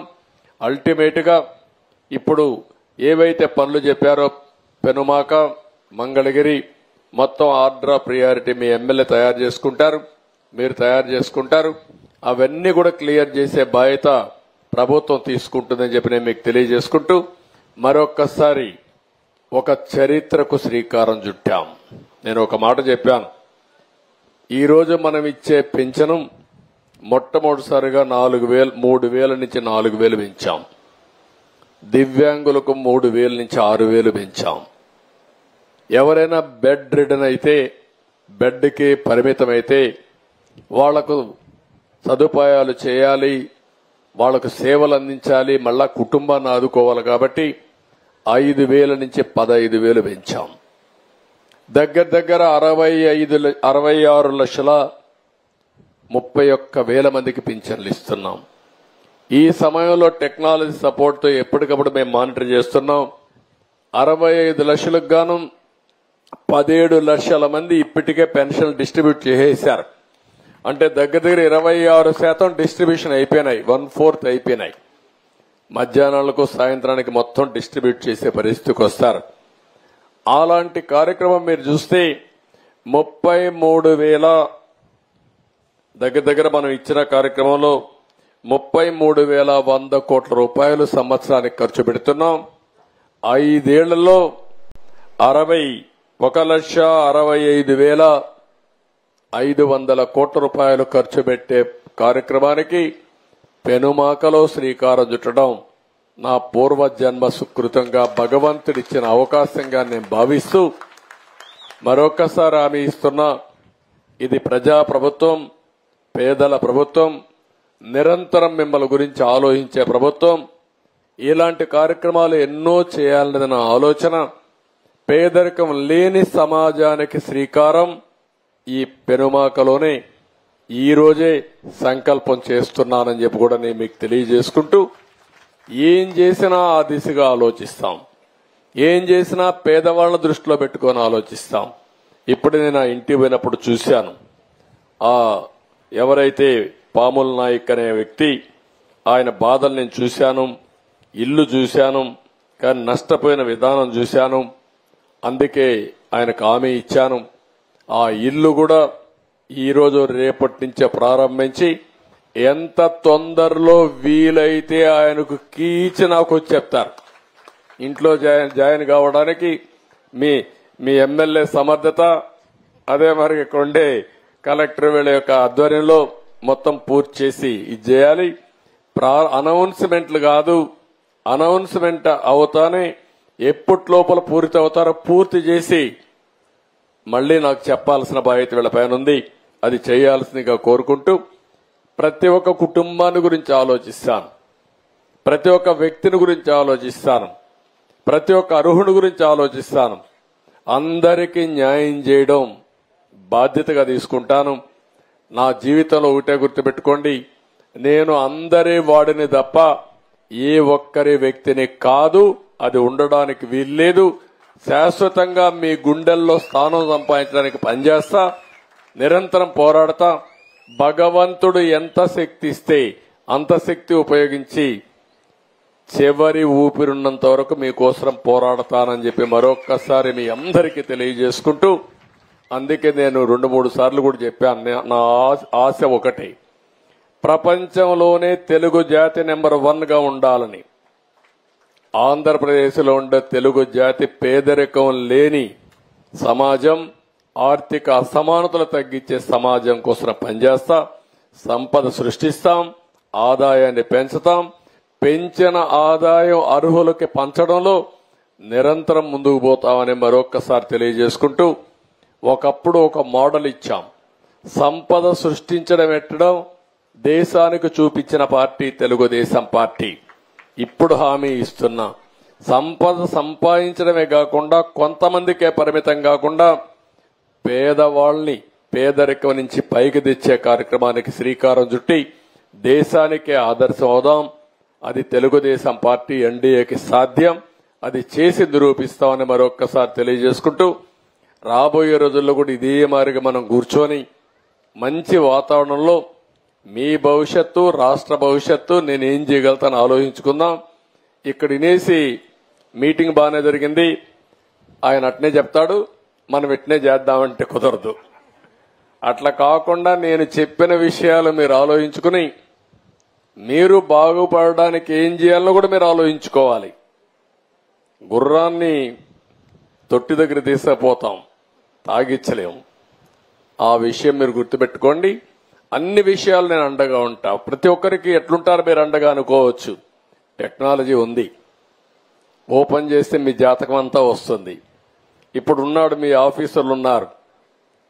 ఏ వ్యక్తి అయితే మీ ఇంటి దగ్గరకు వచ్చి పెన్షన్ ఇచ్చారో, ఏ టైంలో ఇచ్చారో కూడా నేను చూసే అవకాశం ఉంది. ఎంత టైంలో ఇచ్చాడో కూడా చూసే అవకాశం ఉంది. కాబట్టి టెక్నాలజీని ప్రాపర్గా ఉపయోగించుకుంటాం, కానీ మనుషులు మాత్రం రీప్లేస్మెంట్ లేదు. ఆ విషయం కూడా గుర్తుపెట్టుకోవాలి. మనిషే పని చేయాలి. ఇవన్నీ కూడా చేద్దాం. మరొకసారి మనస్ఫూర్తిగా ప్రతి ఒక్కరికి నమస్కారం తెలియజేసుకుంటూ, ప్రత్యేకంగా మా ఆడబిడ్డలందరికీ తెల్లవారితో మీరందరూ కూడా హుషారుగా వచ్చారు, చాలా యాక్టివ్గా పార్టిసిపేట్ చేశారు. ఇక్కడ మాట్లాడిన వాళ్ళలో మగవాళ్ళ కంటే ఆడవాళ్ళు ఎక్కువ మాట్లాడారు. చాలా శుభ సందర్భం ఇది, హ్యాపీయెస్ట్ మూమెంట్. దానికి అందరికీ నమస్కారాలు తెలియజేసుకుంటూ, మళ్ళా ఇక్కడుండే కార్యకర్తలను ఒకటే కోరుతున్నాం, 91,000 గెలిచిపోయామని విర్రవీగిపోతే మళ్ళా ప్రాబ్లం వస్తుంది. దయచేసి అనునిత్యం గుర్తుపెట్టుకోండి, మీరు కూడా సమాజంలో పైకి రావాలి. దానికి నేను సహకరిస్తా. ప్రజలకు మాత్రం మీరు ఎల్లప్పుడూ సేవకులుగానే ఉండాలి, సేవాభావంతో పనిచేయాలి.